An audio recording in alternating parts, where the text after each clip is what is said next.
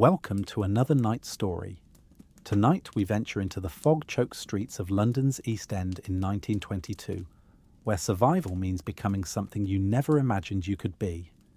This is the story of a woman, a mother, who inherited more than grief when her husband died. She inherited a war. Settle in, close your eyes, and let the fog roll in around you. You wake to the sound of rain against cracked window panes, and the persistent drip of water through the ceiling above your bed. The room smells of damp wood, gin, and something else. Something that's been lingering since Tuesday when they carried Tommy's body down the narrow stairs. Death has its own scent, metallic and sweet, and it clings to everything in this cramped flat above the crooked anchor, like tobacco smoke in a drinking man's coat. Your children are still sleeping in the bed beside you, pressed together like frightened animals. 8-year-old Jimmy with his father's dark hair falling across his forehead, and little May, barely 5, clutching the threadbare rabbit you stitched together from scraps last Christmas. Their breathing is steady and warm against the November cold that seeps through every crack in these East End walls. The floorboards creak as you rise, bare feet finding the familiar path around the worst of the rotted planks. Through the grimy window, London sprawls in its morning misery, a maze of sooty brick and sagging rooftops disappearing into fog so thick you can barely make out the chimney pots across the narrow street. Down below, the Thames moves like black treacle between the warehouses, carrying the smell of mud and sewage and human desperation. This is Wapping, heart of the docks, where honest work breaks men's backs for a pittance and dishonest work can buy you a grave before your 30th birthday. Tommy chose dishonest work. Tommy chose poorly. And now Tommy is 3 days cold in Whitechapel Cemetery, leaving you with debts you can't pay and enemies who don't care that his widow has 2 small children to feed. You pull on the black dress, the only decent thing you own, and make your way downstairs through the narrow corridor that connects your makeshift home to the pub below. The crooked anchor has been closed since Tuesday, black crepe hanging over the windows like funeral shrouds. But the real business was never conducted in the taproom anyway. The real business happened in the cellar, behind the false wall that Tommy thought was so clever, where crates of French brandy and American whiskey waited for buyers who could afford to ignore His Majesty's customs duties. The cellar key hangs heavy in your hand as you descend the stone steps, oil lamp casting dancing shadows on walls green with mould. Behind the false panel, Tommy's empire reveals itself in all its modest glory. Perhaps 50 cases of contraband spirits, carefully catalogued in his spidery handwriting. Enough to feed your family for months if you knew how to sell it. Enough to get you all killed if you didn't. You hear the children stirring upstairs as dawnlight struggles through the fog. May cries out in her sleep. She's been having nightmares since the funeral, waking up asking when Daddy is coming home. Jimmy just stares at you with eyes too old for his face, understanding more than any 8-year-old should about the kind of life his father led, the kind of life you're about to lead. Because yesterday, while you were still deciding whether to burn Tommy's ledgers or try to make sense of them, 3 men came calling. Thick-necked men in expensive coats who spoke with the flat vowels of South London and the casual authority of those accustomed to violence.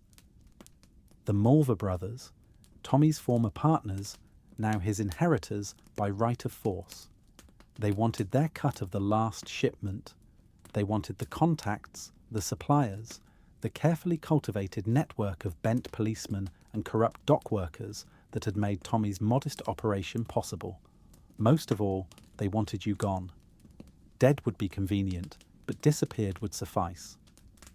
A woman with children was a liability, they explained with the patience of men discussing the weather.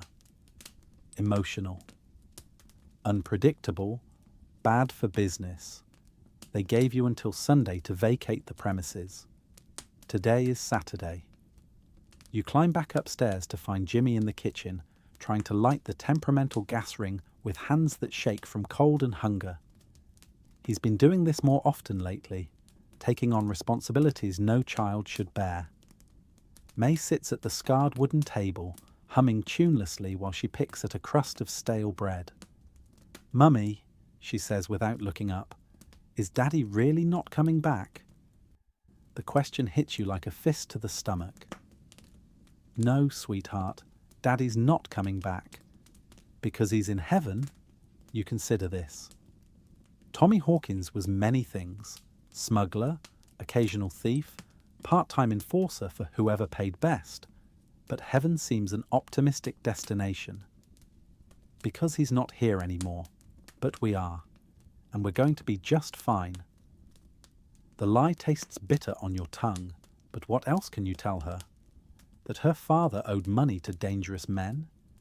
That those men view his family as a loose end to be tied off with rope or blade? That you're considering options that would make your dead husband look like a choir boy? Jimmy succeeds in lighting the gas, and you put the kettle on for tea that's mostly hot water and wishful thinking. The ritual is comforting, even when the result is bitter. As you wait for the water to boil, you study your reflection in the cracked mirror above the sink. 31 years old, though the last week has aged you considerably. Brown hair that needs washing, green eyes that have seen too much, a face that was pretty once and might be again if you could afford to eat regularly. More importantly, you look harmless. Small, tired, overwhelmed. Exactly what the Mulver brothers expect from Tommy Hawkins's widow. Exactly what you need them to think until you decide what to do about them. The tea is weak but hot, and you're dividing one egg 3 ways when you hear footsteps on the stairs outside. Heavy boots, confident stride, the sound of men who don't bother knocking. You know those footsteps. They've been climbing these stairs for 3 days, each visit less friendly than the last. "Stay in the kitchen," you tell the children, and Jimmy nods solemnly while pulling May closer to him. He understands danger even if he doesn't understand its source. You open the door before they can knock because showing fear invites predators. 3 men fill the narrow landing, the Mulver brothers and their cousin Roy. Each one built like a dock worker and dressed like a prosperous merchant. The eldest, Frank Mulver, removes his hat with mock courtesy. "Mrs. Hawkins, trust you're well this fine morning." As well as can be expected. You don't invite them in. Rather early for social calls, isn't it? Business calls, more like. Frank's smile doesn't reach his eyes. "Come to discuss our arrangement. Terms of departure, you might say." "I thought we'd settled that yesterday." "Not quite settled, no. See, we've been thinking about poor Tommy's outstanding obligations. Stock in the cellar, money owed to various parties, that sort of thing. Turns out the debt's larger than we initially calculated." Behind Frank, his brothers shift their weight like prize fighters preparing for a bout. You can smell yesterday's drink on their breath and the familiar mixture of bay rum and violence that follows dangerous men wherever they go. How much larger? Enough that the children might need to work off Daddy's debts. Young Jimmy's getting old enough for dock work, don't you think? And little May? Well, there's always positions available for pretty girls in the right establishments. The threat is delivered with the same casual tone Frank might use to discuss the weather. But it lands like a physical blow. You feel something cold and sharp unfold in your chest. Not fear, but something harder and infinitely more dangerous. "I see." Your voice remains steady despite the rage building behind your ribs. "And if I were to take over Tommy's business myself? Honour his commitments through continued operations rather than alternative arrangements?" Frank laughs, a sound like broken glass. "You? A slip of a thing with 2 brats hanging on her skirts? This ain't work for women, love. This is man's business, requires a man's approach to problem solving." Tommy seemed to manage well enough. Tommy had our backing. Tommy had our protection.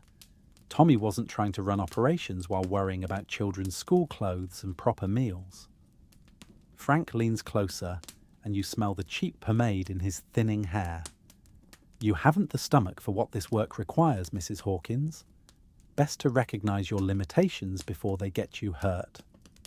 You look past him to his brothers, George with his scarred knuckles and permanent scowl, Harry with his nervous habit of cracking his neck. Men who've built their reputations on intimidating the weak and destroying the defiant. Men who see a grieving widow and assume easy prey. Perhaps you're right, you say finally. Perhaps I should know my place. Sensible girl. Knew you'd see reason eventually. Frank straightens his tie with the satisfaction of a man who's won an easy victory. We'll have the stock moved out tomorrow morning. You and the children can stay through the week, give you time to find suitable accommodations. They turn to leave, confident in their conquest, and you watch them descend the stairs with the careful attention of a hunter studying prey. Frank Mulver thinks he's solved a problem. What he's actually done is make a decision for you, the kind of decision that, once made, changes everything that follows.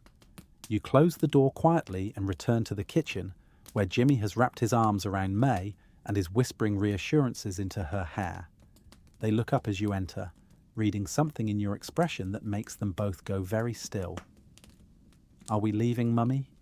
May asks in a small voice. You pour yourself another cup of thin tea and consider the question. Leaving would be sensible. Take the children somewhere the Mulver brothers can't find you. Start over with nothing but the clothes on your backs and whatever dignity you can salvage from the wreckage of Tommy's life.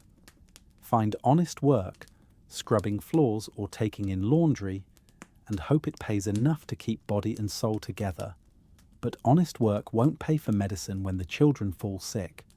Honest work won't put meat on the table, or shoes on their feet, or coal in the grate when winter settles over London like a curse.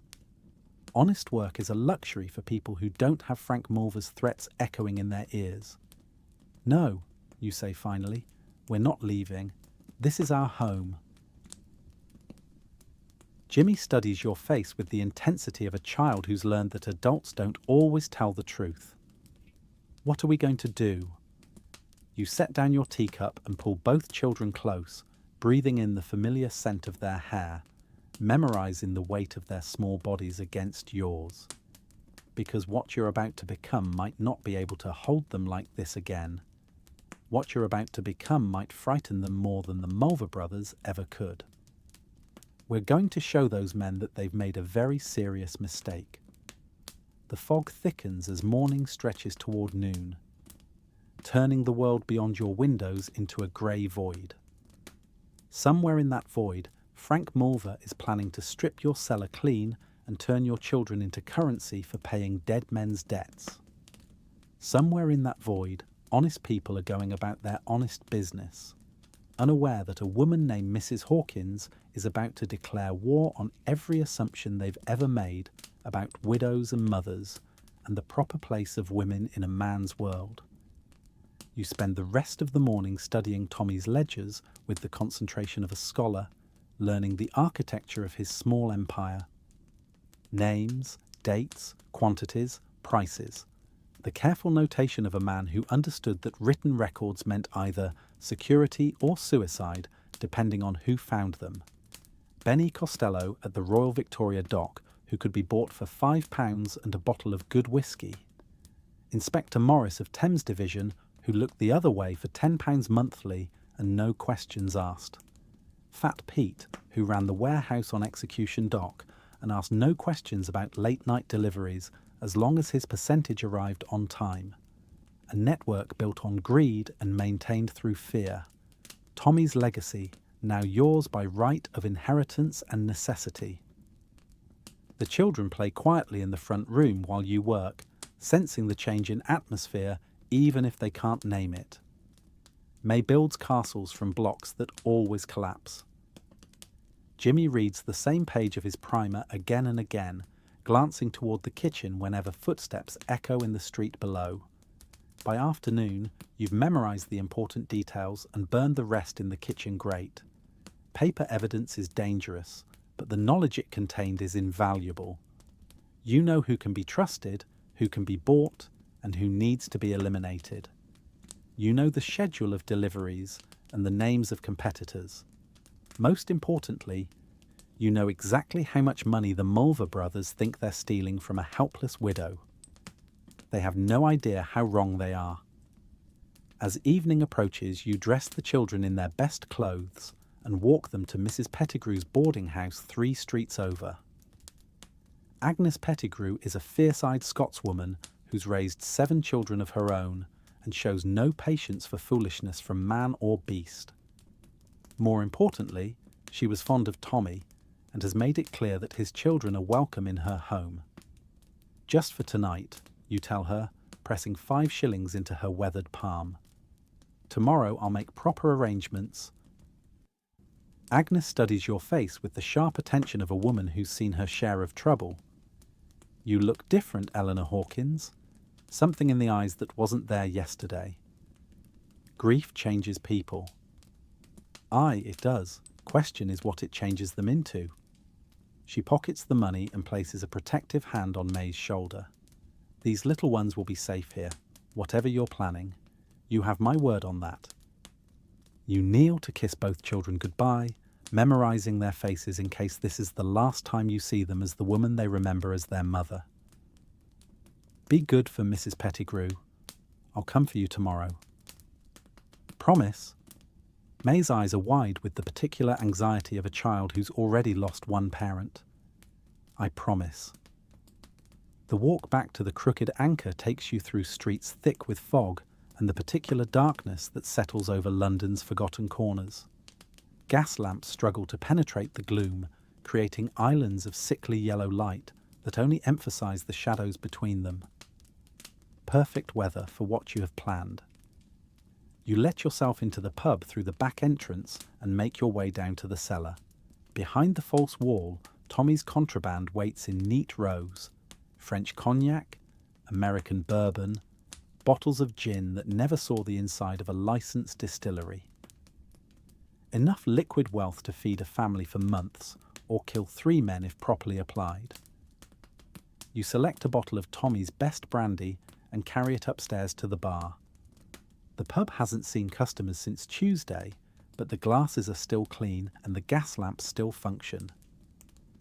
You pour yourself 2 fingers of cognac that probably cost more than most families see in a month and settle in to wait. They arrive just after 9 o'clock, confident and loud with drink. You hear them on the stairs, hear Frank's voice explaining to his brothers how they'll divide the stock, where they'll store it, which buyers they'll approach first. They're planning their future with your property, and they sound genuinely pleased with themselves.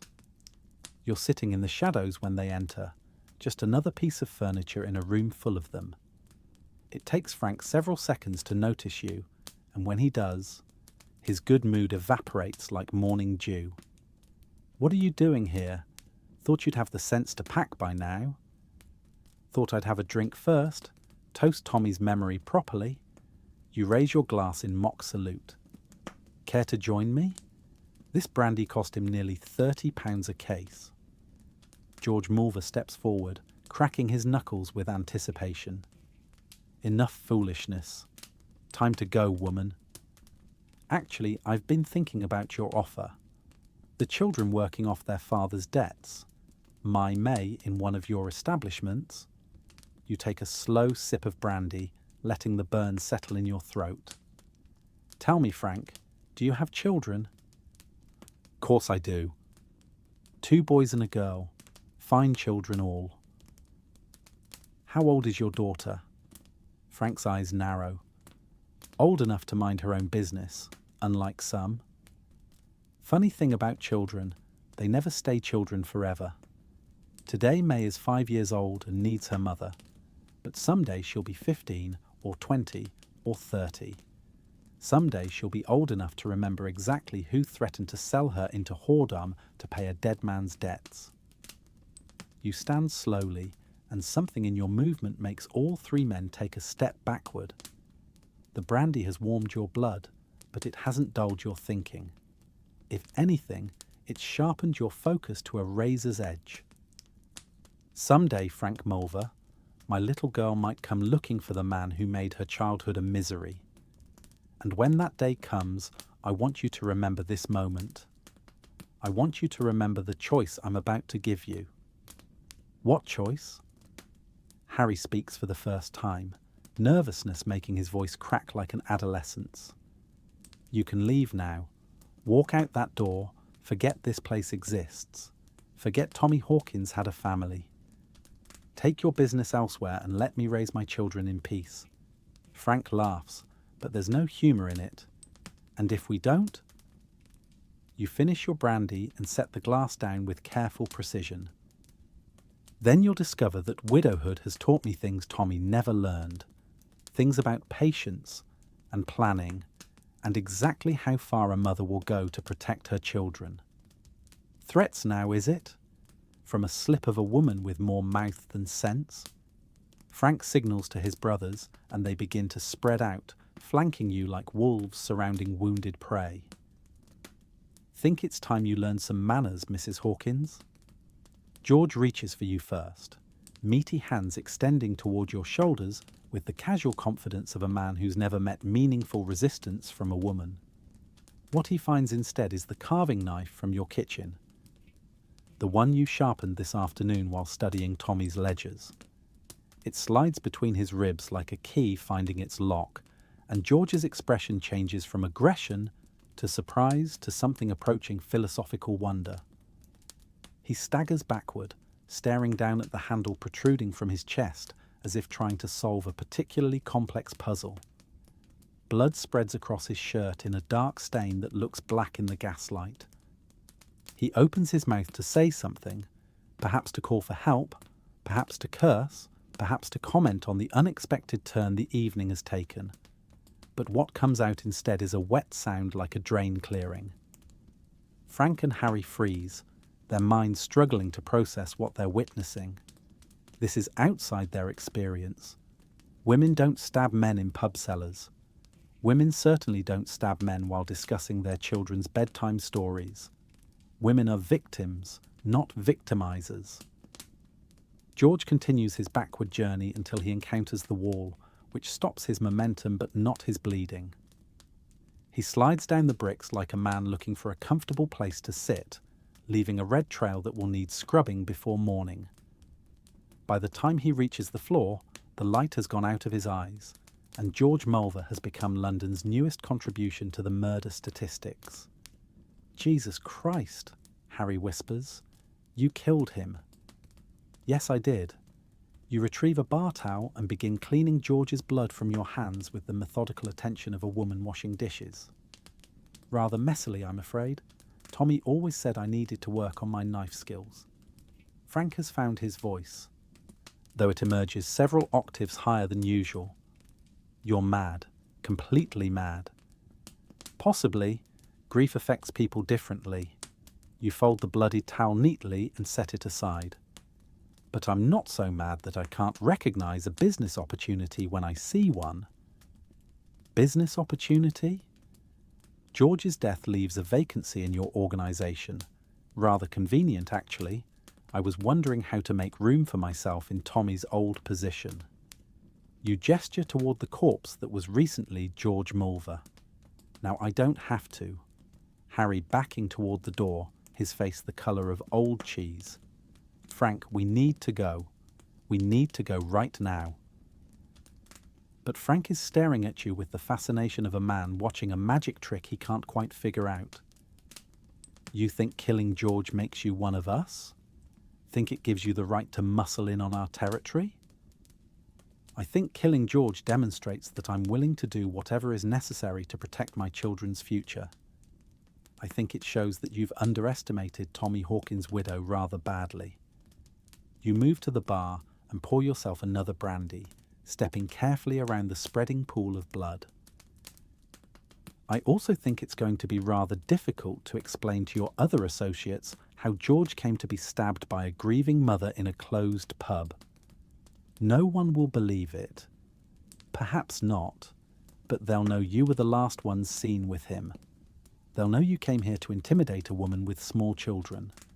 They'll draw their own conclusions about what that says regarding your competence and judgment. You sip your brandy thoughtfully. In my experience, criminal enterprises don't reward incompetence very generously. Frank's hand moves toward his coat pocket, where you assume he keeps some form of weapon. Think you're clever, do you? I think I'm desperate. Desperate people are dangerous, Frank. They have nothing left to lose, which means they're willing to risk everything. You set down your glass and face him directly. The question now is whether you're willing to risk everything to maintain your pride, or whether you're smart enough to recognize when you've been outmaneuvered. Harry has reached the door, his hand on the knob. Frank, please, let's just go. For a moment, the outcome hangs in the balance. Frank Mulver is a man accustomed to respect, to deference, to having his threats taken seriously. The idea of backing down to a woman, to Tommy Hawkins' widow of all people, violates every principle he's built his reputation on.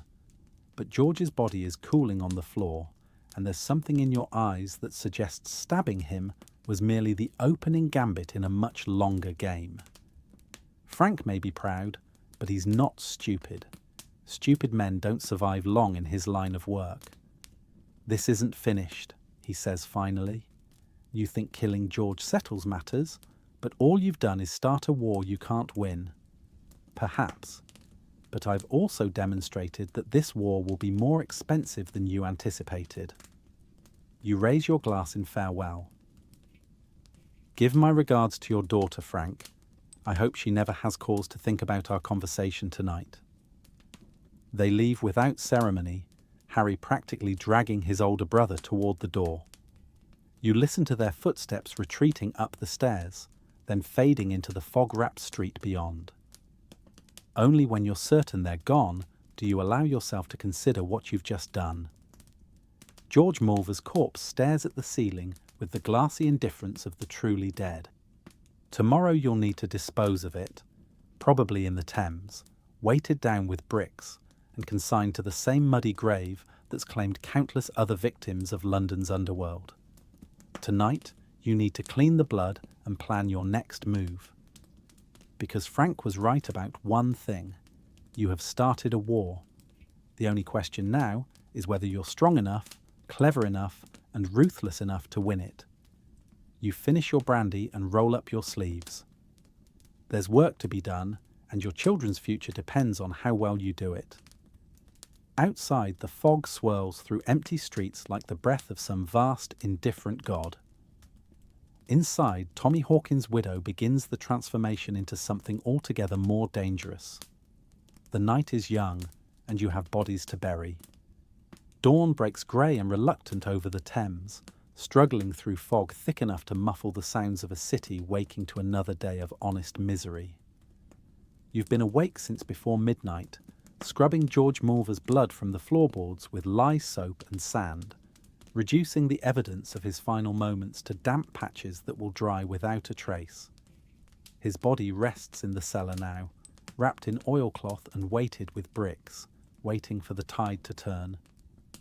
The children will be stirring at Mrs. Pettigrew's, probably wondering why their mother hasn't come for them yet. May will be frightened. She's been frightened since Tommy died, waking from nightmares about monsters in the fog. Jimmy will be trying to comfort her while wrestling with fears of his own.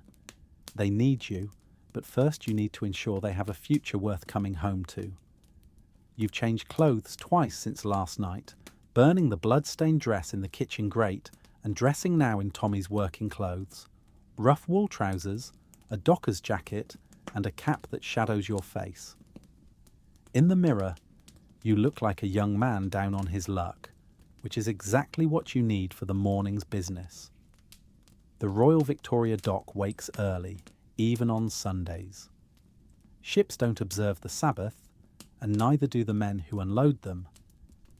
You find Benny Costello exactly where Tommy's ledger said you would, in the Sailor's Rest, a public house that opens its doors at 5 in the morning for dockers coming off night shifts and going on day watches. Benny is deep in his cups already, celebrating the end of another week spent looking the other way. He's a small man, nervous and quick, with the perpetually startled expression of someone who expects to be caught at any moment.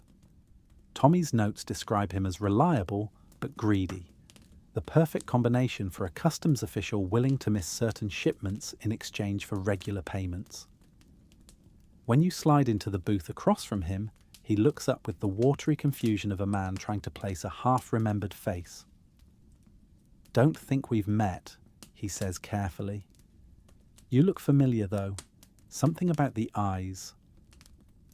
"Tommy Hawkins was my husband."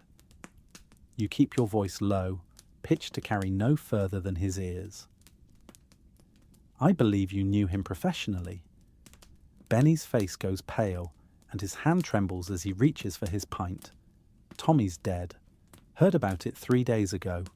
Terrible business. My condolences to his widow and children. His widow appreciates your sympathy.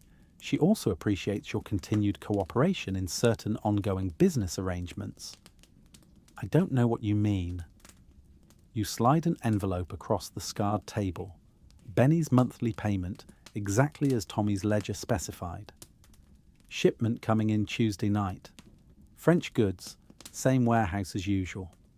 Inspector Morris will handle the paperwork, but we need someone to ensure the cargo manifest matches our specifications.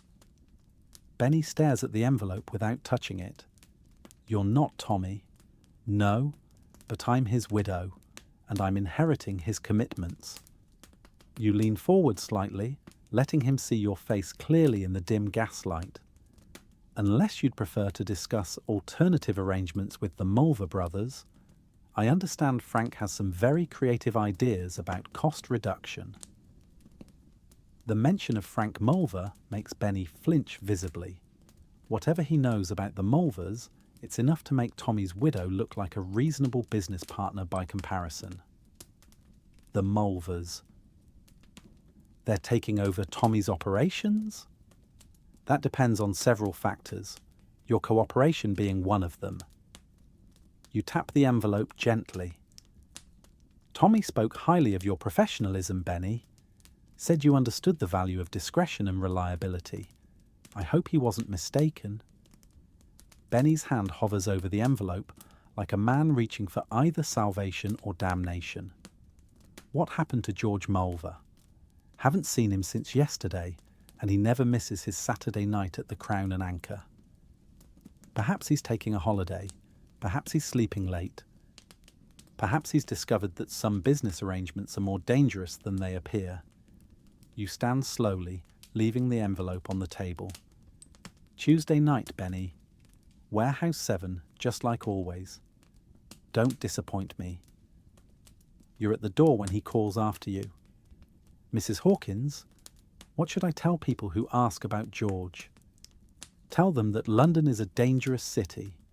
Tell them that accidents happen to careless men. Tell them whatever helps you sleep at night. You tip your cap in farewell. But remember that I know where you live, where your children go to school, and exactly how much you've earned from looking the other way. Keep that in mind when you're deciding who to trust." The fog has thickened by the time you reach the Thames, turning the world into a grey maze where sounds echo strangely and familiar landmarks disappear into the gloom.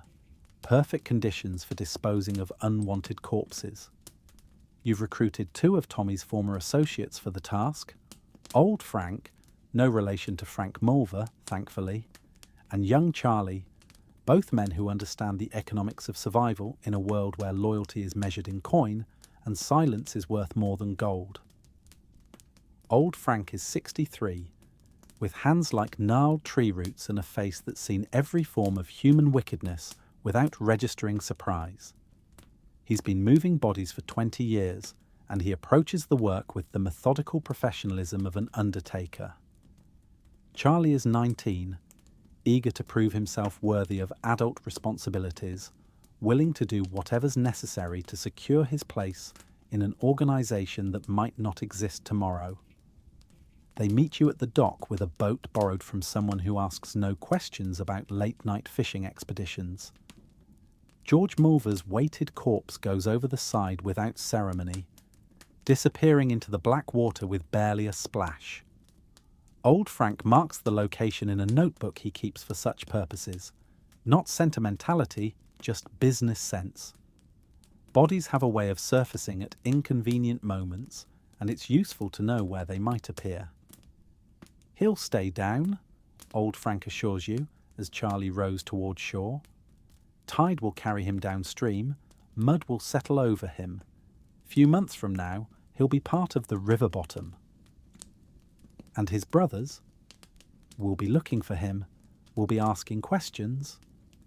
Old Frank spits into the water with the casual indifference of a man who's answered such questions before. Question is what you plan to tell them.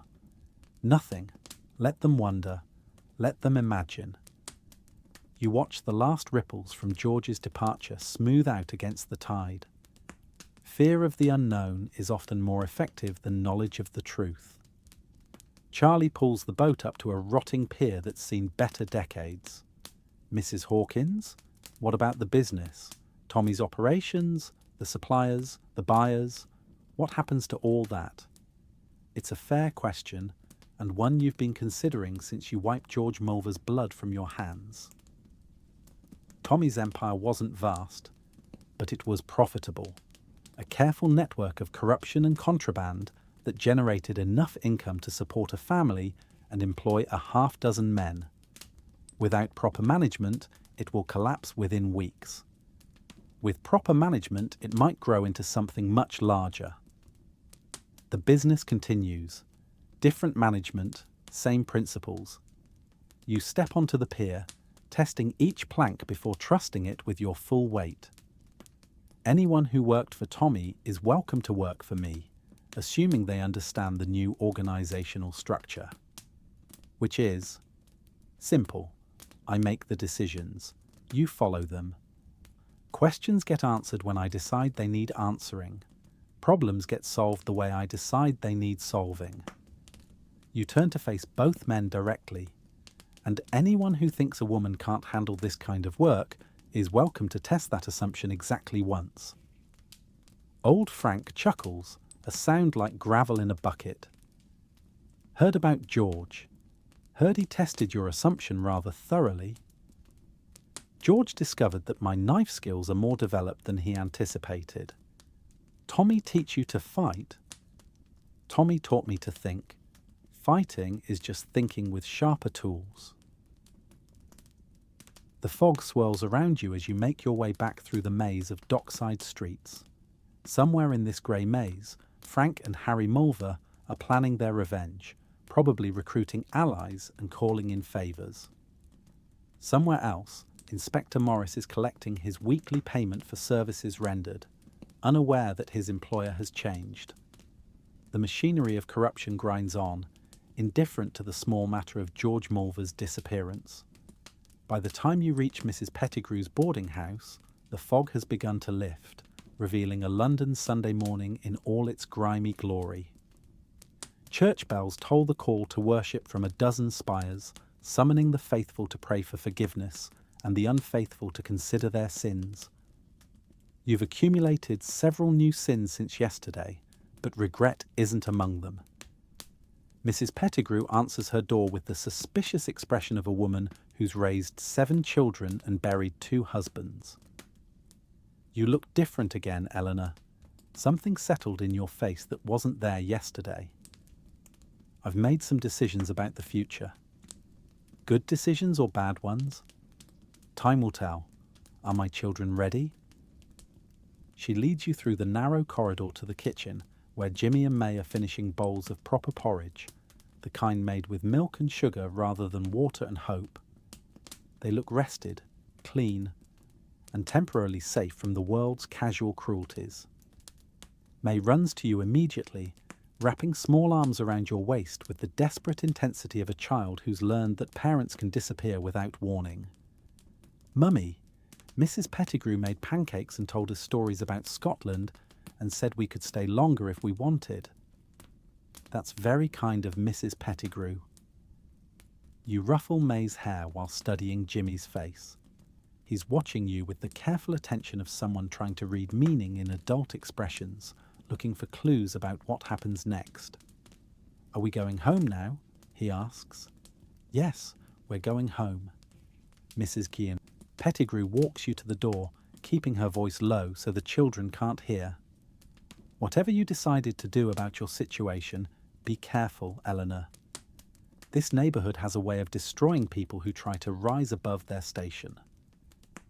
I'm not trying to rise above anything. I'm just trying to survive long enough to raise my children properly.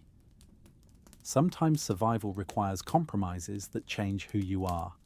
Make sure you remember who you were before you become someone else entirely. The advice follows you through the fog-wrapped streets, echoing in your mind as you guide the children home to the Crooked Anchor. The pub looks different in daylight, smaller, shabbier, more obviously what it is. A failing business in a neighbourhood that specialises in failure.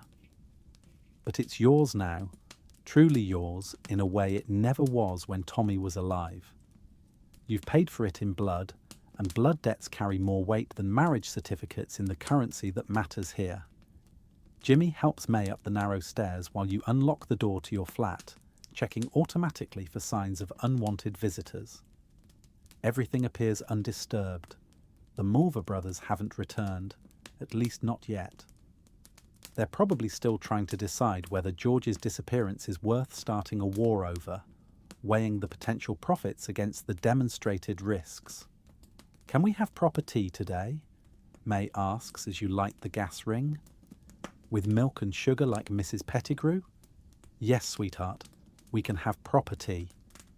You have money now, not just the coins from George Mulver's pockets, but access to Tommy's hidden reserves and the promise of Tuesday night's shipment. More importantly, you have a business, however blood-soaked its recent acquisition.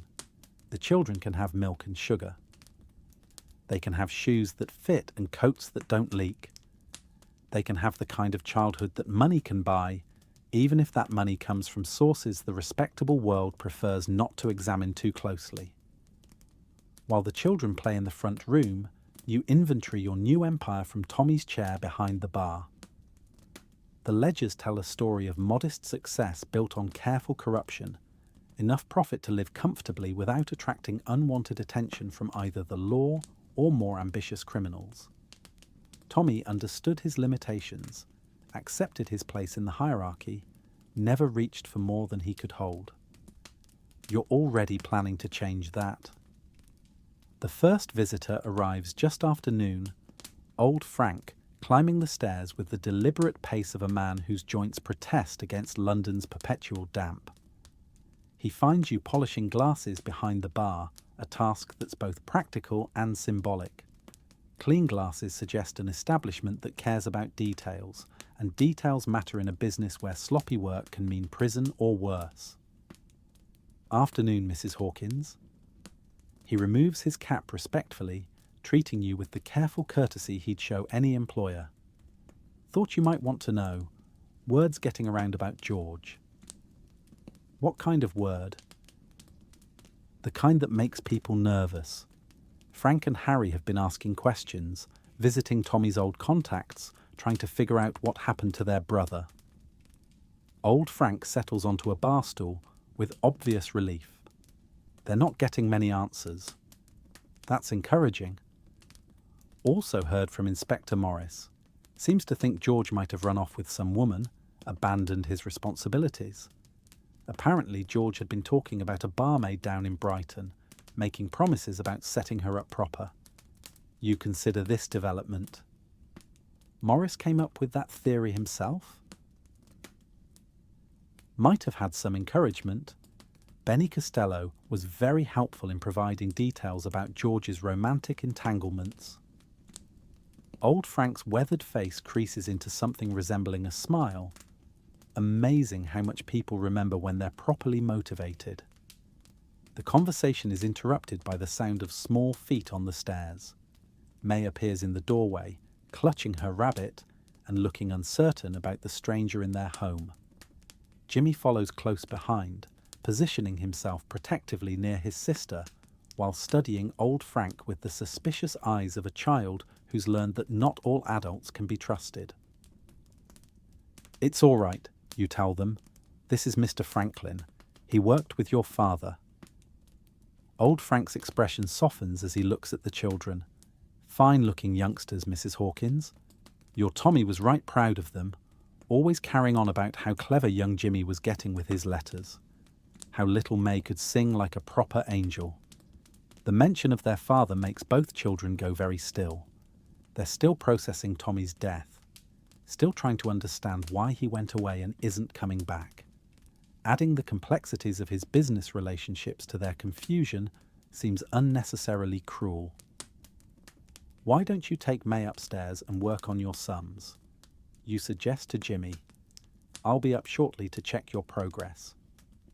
They retreat reluctantly, May's hand firmly clasped in Jimmy's as they navigate the narrow stairs. You watch them go with the mixed emotions of a parent who wants to protect her children from the world, while knowing that protection might require becoming part of what threatens them. "They don't know," old Frank observes.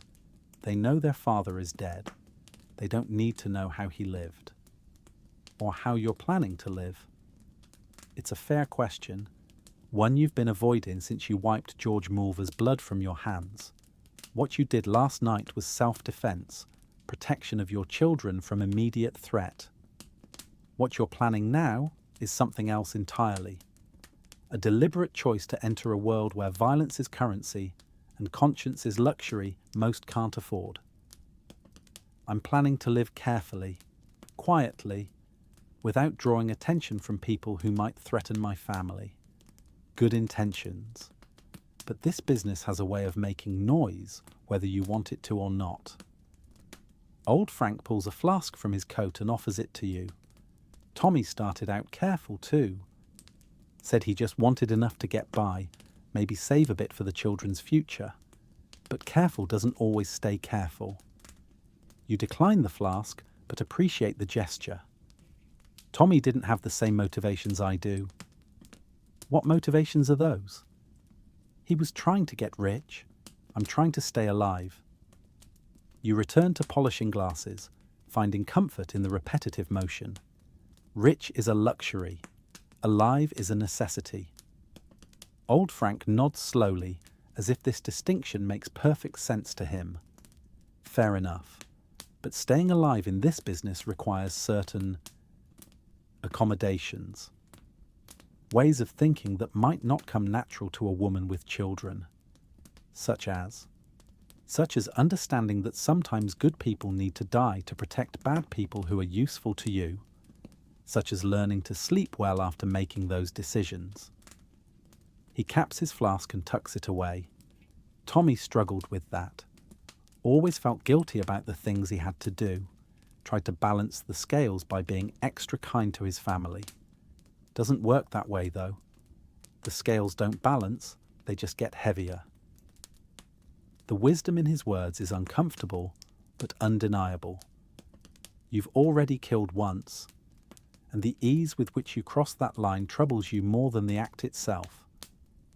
What worries you isn't that you might kill again, but that it might become easier each time until you stop noticing the weight of those decisions entirely. "I'll manage." Course you will. Just remember that managing and surviving aren't always the same thing. Old Frank takes his leave as the afternoon light begins to fade, promising to keep his ears open for useful information about the Mulver brothers' plans. You're left alone with your thoughts and the sound of children playing upstairs. Their voices bright with the innocent laughter of those who still believe their mother is someone who reads bedtime stories rather than someone who disposes of bodies in the Thames. The evening brings Charlie with news from the docks. He's a nervous young man, quick-moving and sharp-eyed, the kind of person who notices details others miss. In Tommy's organisation, he served as a lookout and messenger, jobs that required reliability rather than imagination. Under your leadership, you suspect his responsibilities will expand considerably. Shipments confirmed for Tuesday night, he reports, keeping his voice low even though the children are safely upstairs. French brandy, American whiskey, some of that gin from the Dutch fellows. Quality goods, worth perhaps £200 if we move it quickly. And the buyers?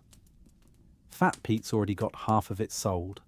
Rest will go to the usual customers, taverns that don't ask questions, private parties who pay premium for discretion. Charlie shifts his weight nervously. Only problem is the Mulvers. They've been spreading word that they're taking over Tommy's routes, telling people to deal with them instead. This is the challenge you expected.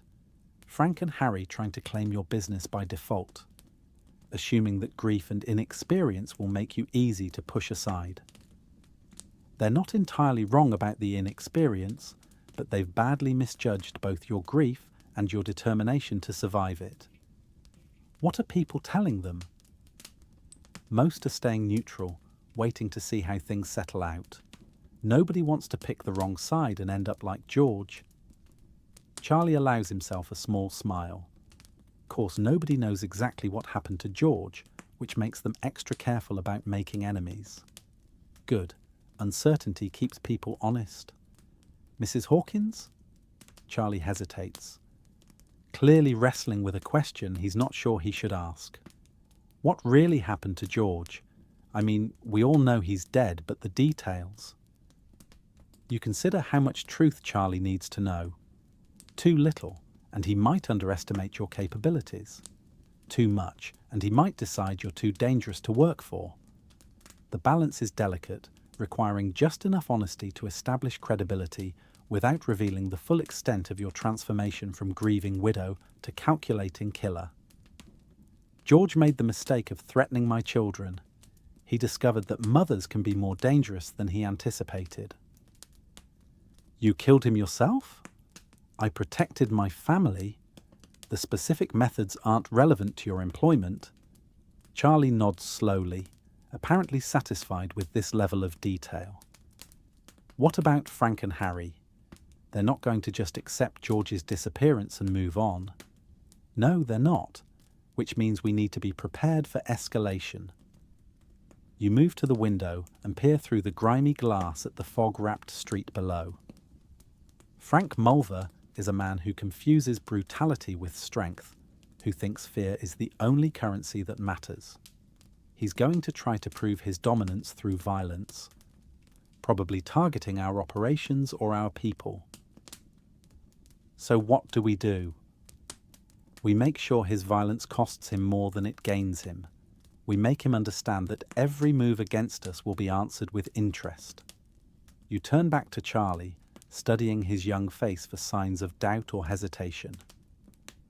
Are you prepared for that kind of work, Charlie? Are you ready to do things that might keep you awake at night? The question hangs in the air like smoke from a poorly tended fire. Charlie is 19 years old, raised in the East End's casual brutality, but still young enough to imagine that some lines shouldn't be crossed. What you're asking him to consider will change him in ways he probably can't imagine, just as George Mulver's death has changed you. I'm ready, he says finally. Tommy treated me fair, gave me work when nobody else would. Figure I owe his family the same loyalty. This isn't about loyalty to Tommy anymore. Tommy's dead. This is about loyalty to me, to this organization, to a future we're going to build together. You move closer, letting him see the resolve in your eyes. If you're going to work for me, you need to understand that I'm not Tommy's widow anymore. I'm not just a woman trying to hold together her dead husband's business. I'm something new, something harder, something Frank Mulver hasn't encountered before. What are you? The question requires an answer you're still discovering yourself. What are you becoming? A criminal? A protector? A monster disguised as a mother? Perhaps all three. Perhaps something else entirely. I'm someone who won't let her children starve or be sold into slavery to pay dead men's debts. I'm someone who's learned that the world doesn't respect widows or mothers or women who try to play by rules that were never written for their protection. You pour yourself a small measure of gin and consider the burn as it slides down your throat. I'm someone who's decided to write her own rules instead. Charlie leaves shortly after dark, carrying instructions for tomorrow's preparations and a better understanding of who he's chosen to follow.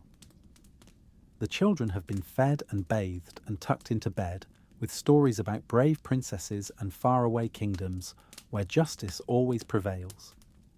They sleep peacefully, unaware that their mother is planning a war that will determine whether they live to hear more stories or become stories themselves. Cautionary tales about what happens to children whose parents reach too far beyond their station. You spend the late evening hours cleaning and organising the bar, making lists of supplies needed and debts owed, building the framework for an organisation that might outlast the violence necessary to create it. The work is mundane but essential. Criminal enterprises fail more often from poor bookkeeping than from police raids or rival gangs. As midnight approaches, you climb the stairs to check on your sleeping children one final time. May has kicked off her blankets and lies sprawled across her narrow bed like a small starfish, completely vulnerable in sleep. Jimmy rests more carefully, even unconscious, maintaining the vigilant posture of a child who's learned that safety is temporary and threats can emerge without warning.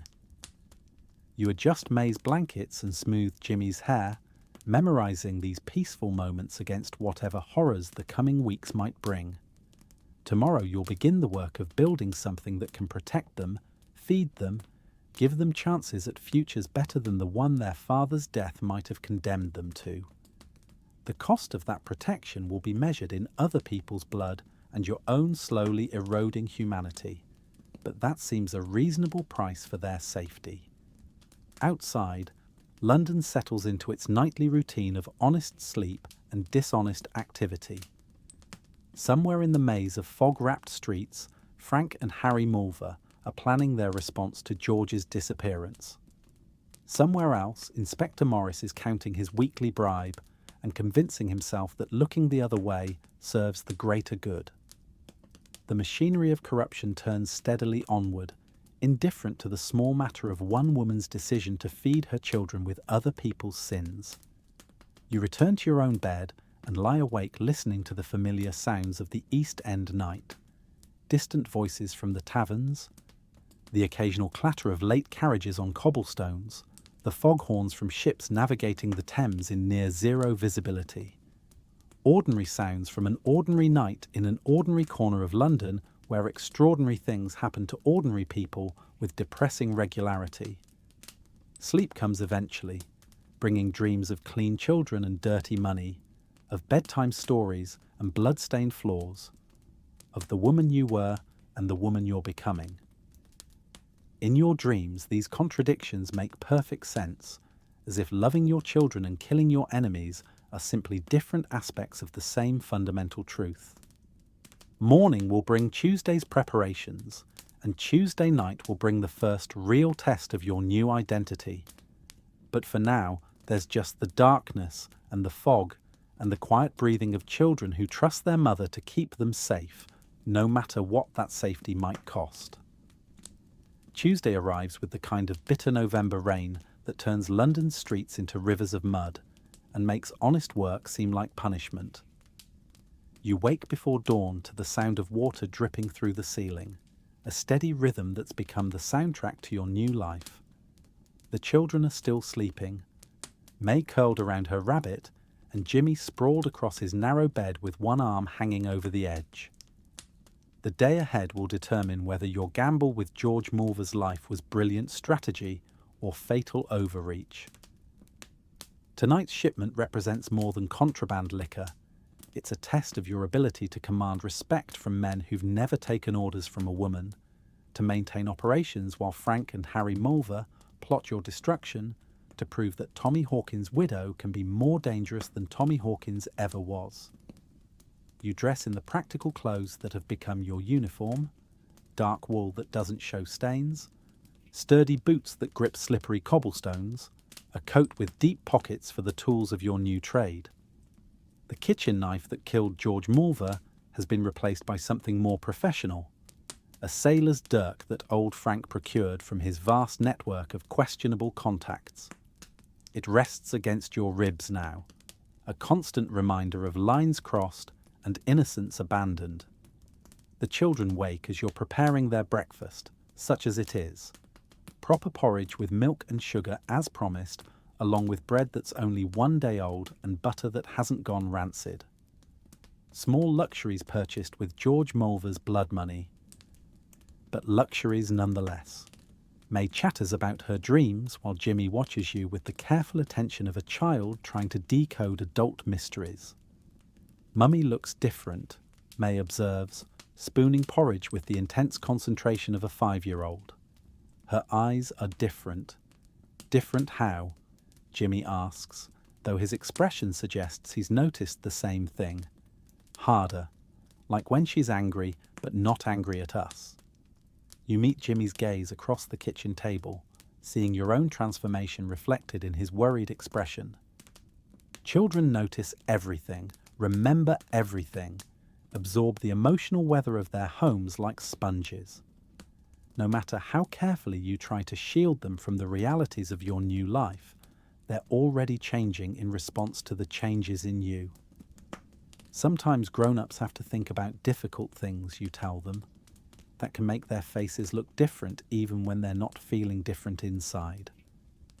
It's a lie, but a kind one. The truth is that you are feeling different inside. Harder, colder, more calculating. The woman who read bedtime stories and sang lullabies still exists, but she's been joined by someone else. Someone who can plan murders over morning tea and sleep peacefully afterward. Mrs. Pettigrew arrives just after 8 o'clock, her practical wool coat dripping rain and her sharp eyes taking inventory of your appearance. You've arranged for her to watch the children during today's preparations, partly for their safety, partly because what you're planning requires the kind of attention that doesn't allow for maternal interruptions. Off on business again? She asks while helping May into her coat. Something like that. The kind of business that requires leaving children with neighbours. The kind of business that pays for proper food and warm clothes. You kneel to tie May's shoes, memorising the feel of her small feet in your hands. I should be back by evening. Mrs. Pettigrew studies your face with the knowing look of a woman who's raised children in the East End, who understands that survival sometimes requires accommodations with conscience. Be careful, Eleanor. Whatever you're becoming, make sure there's enough of the old you left to be worth coming back to. The warning follows you into the grey morning as you make your way toward the docks. Warehouse 7 sits at the end of a pier that's seen better decades, its wooden walls grey with age and salt spray. During daylight hours, it looks innocent enough, just another storage facility in a district full of them. But tonight it will be the centre of an operation that could either establish your authority or provide Frank Mulver with the excuse he needs to destroy you entirely. Old Frank and Charlie are waiting inside, along with 2 other men you recognise from Tommy's funeral. Big Eddie, a docker whose massive frame conceals a surprisingly subtle mind, and Thin Tom, whose name describes both his physique and his patience for complicated plans. They look up as you enter, their expressions carefully neutral but alert. Shipment arrives at 11:30, Old Frank reports without preamble. Dutch vessel, Captain Vanderberg. Same routine as always. Crates marked as machine parts, manifest doctored by Benny Costello. Inspector Morris conveniently absent from his patrol. And the buyers? Fat Pete's got half the whiskey sold already. Rest goes to the usual customers, Lady Pemberton's private party Thursday night, the gaming house on Commercial Street, 3 taverns that don't ask inconvenient questions. Charlie consults a notebook with the serious expression of a bank clerk.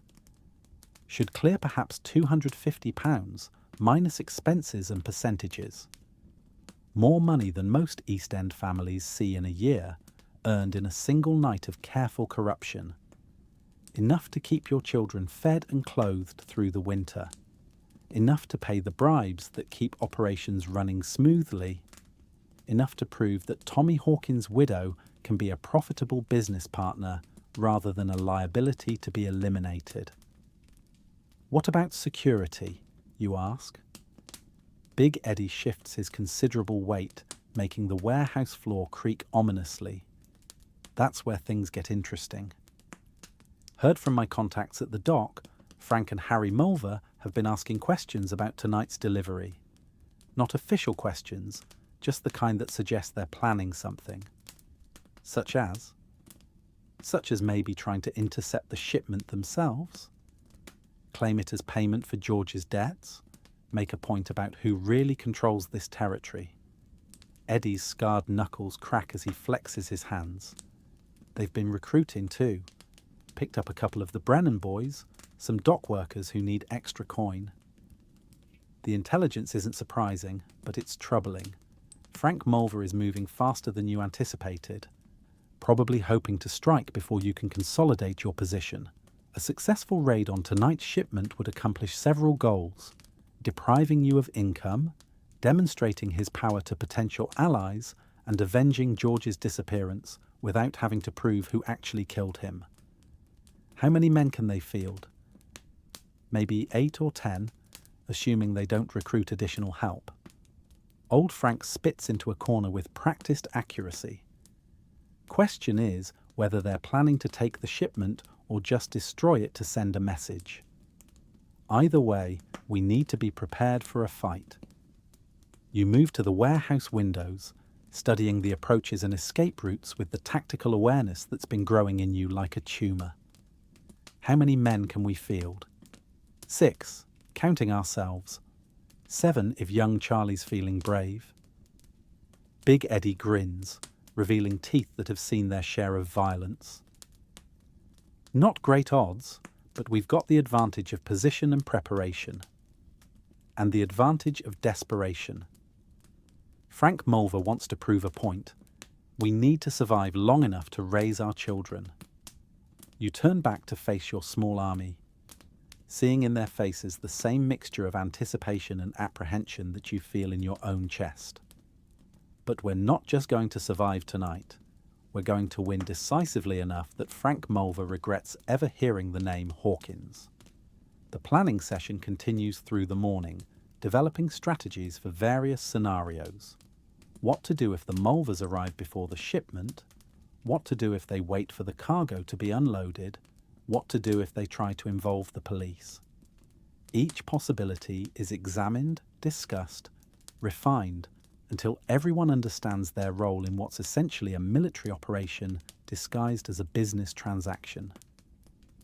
By noon, you've transformed from grieving widow to field commander, issuing orders with the calm authority of someone who's made peace with the possibility of violence. The transition still surprises you, not its occurrence, but its naturalness. Some part of you was always capable of this, was always waiting for circumstances desperate enough to justify its emergence. One last thing, you say as the meeting concludes. If we're captured, if this goes wrong, if any of you are questioned by police or Mulver or anyone else, you don't know me. You've never seen me. You were working for old Frank, following his orders, carrying out his plans.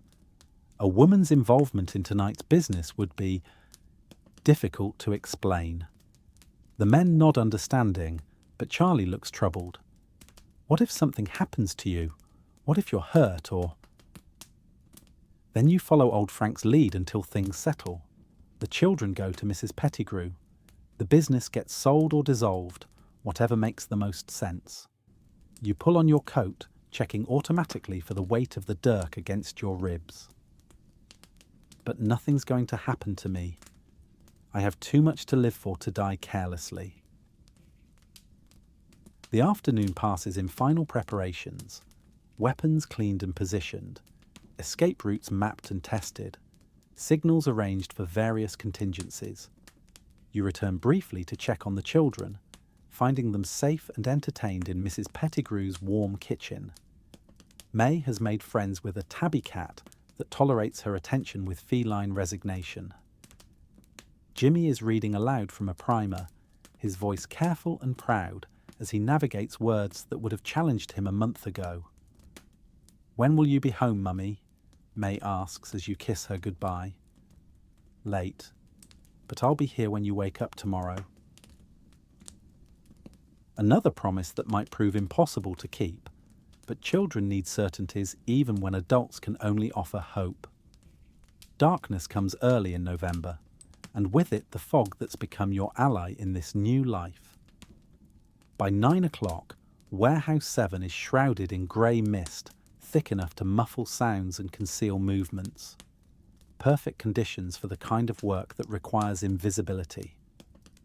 Your small army assembles with the quiet efficiency of men who understand that their lives depend on following orders exactly. Old Frank positions himself near the main entrance with a shotgun that's seen service in several unofficial wars. Big Eddie and Thin Tom take the side windows, armed with clubs and the kind of knives that dockers carry for cutting rope and settling disputes. Charlie crouches near the back door with a pistol that probably hasn't been fired in years, but looks impressive enough to deter casual heroes. You take position in the warehouse office, a cramped space that offers views of all approaches while providing cover from stray bullets. From here, you can coordinate the defense while staying close enough to the action to make split-second decisions. The dirk rests easily in your hand now, its weight as familiar as a kitchen utensil. At 11:15, you hear the soft splash of oars cutting through Thames water. Captain Vanderberg's boat appears through the fog like a ghost ship, its cargo of French contraband and Dutch reliability worth more than gold to your small operation. The captain himself is a weather-beaten man who asks no questions and answers fewer, the kind of professional criminal who survived 30 years of smuggling by understanding that discretion is more valuable than friendship. "Mrs. Hawkins," he acknowledges with a slight nod as his crew begins unloading crates. "Trust your evening is proceeding smoothly." "So far." "Any problems on your end?" "None worth mentioning, though I did notice some unusual interest in my route tonight. Gentlemen asking questions about Dutch vessels, departure times, cargo manifests." Vanderberg supervises the unloading with the careful attention of a man who's lost shipments to both customs officials and rival gangs. "Might be wise to conclude our business expeditiously." The warning sends cold fingers up your spine. If Frank Mulver knows about the shipment's timing, he's probably already in position to strike. The question is whether he'll wait for the cargo to be fully unloaded or try to take the ship as well as the warehouse. You're about to signal old Frank when you hear it. The soft sound of footsteps on wet wood. Too many footsteps moving too carefully to be innocent dock workers. They're coming from the north approach, probably 6 or 8 men trying to surround the warehouse before revealing themselves. "Company," you whisper to Charlie, who passes the warning through hand signals to the others. The attack comes with brutal suddenness. Frank Mulver's voice cuts through the fog like a blade. "This is our territory, our shipment, our warehouse. Come out peaceful and nobody gets hurt unnecessary." The lie in that promise is immediately obvious as the first shots ring out, muzzle flashes blooming like deadly flowers in the grey darkness. Vanderberg's crew abandons the unloading to take cover behind crates, while old Frank returns fire from the main entrance, his shotgun booming like thunder in the confined space. You see Frank Mulver's silhouette through the office window, recognizable by his swagger, even in near-total darkness. He's positioned himself where he can direct the attack while staying relatively safe from return fire, the strategy of a man who's more commander than soldier, more politician than warrior. Big Eddie's roar of anger echoes through the warehouse as he charges toward the side entrance, his massive frame absorbing bullets that would drop smaller men. You hear the wet sound of his club connecting with skull, followed by someone's scream abruptly cut short. The violence is immediate and intimate, nothing like the calculated killing of George Mulver, but raw and desperate and utterly necessary. A figure appears at the office door, one of the Brennan boys, young and nervous and pointing a pistol with shaking hands. "You the Hawkins woman? Frank wants to see you." "Frank can see me right here," you reply, and drive the dirk up under his ribcage with the precision old Frank taught you during this afternoon's lesson in anatomy. The boy, he can't be more than 17, stares down at the blade protruding from his chest with the same philosophical expression George Mulver wore in his final moments. He tries to say something, probably his mother's name, or a prayer, or a curse. But what emerges instead is blood that spatters across your face like warm rain. You retrieve the dirk and push his body aside, noting with detached interest that killing is becoming easier each time. Not morally easier, you still feel the weight of each death, but mechanically easier, requiring less thought and generating less shock.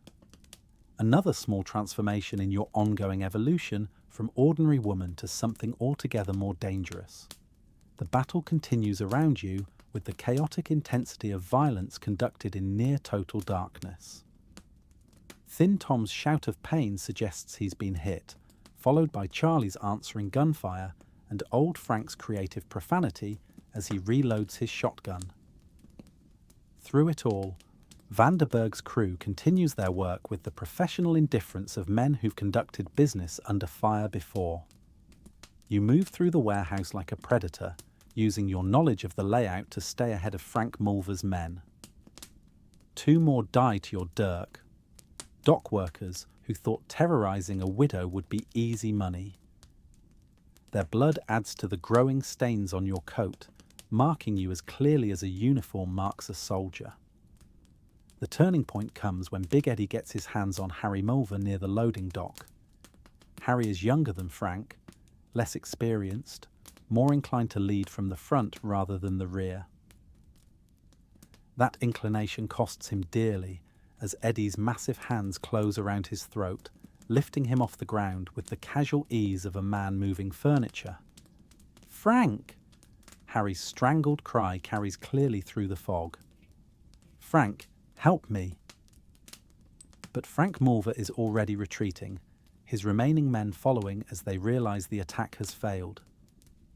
The sound of footsteps fading into the distance marks the end of hostilities, leaving behind a warehouse that smells of gunpowder, blood, and spilled brandy from bottles broken during the fighting.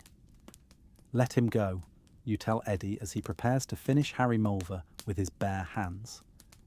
"Why?" "He came here to kill us." "Because dead martyrs inspire revenge. Live cowards inspire contempt." You approach Harry, noting the fear in his eyes as he looks up at you from Eddie's grip. "Harry Mulver, isn't it? George's younger brother?" "Where is he?" Harry gasps. "What did you do to George?" "George discovered that threatening children has consequences.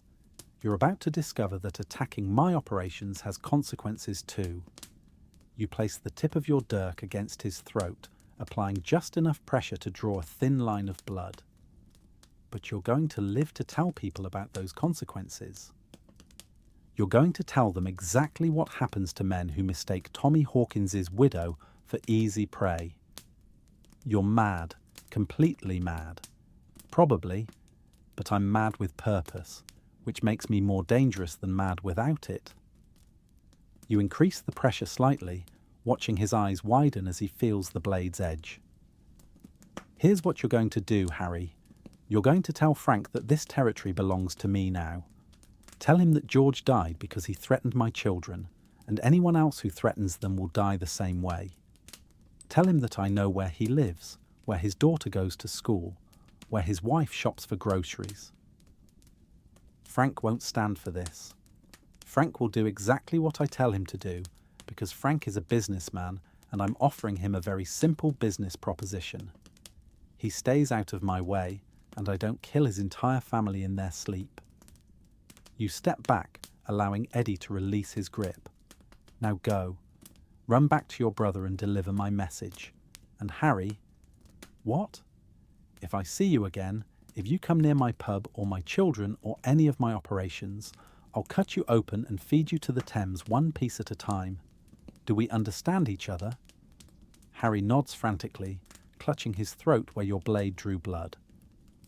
He stumbles toward the door, pausing only to look back once with the expression of a man who's seen something that will haunt his dreams for years to come. The cleanup takes until dawn. Vanderbeur's crew finishes unloading while you and your men deal with the bodies. 3 dead attackers who'll spend eternity in Thames mud alongside George Mulver.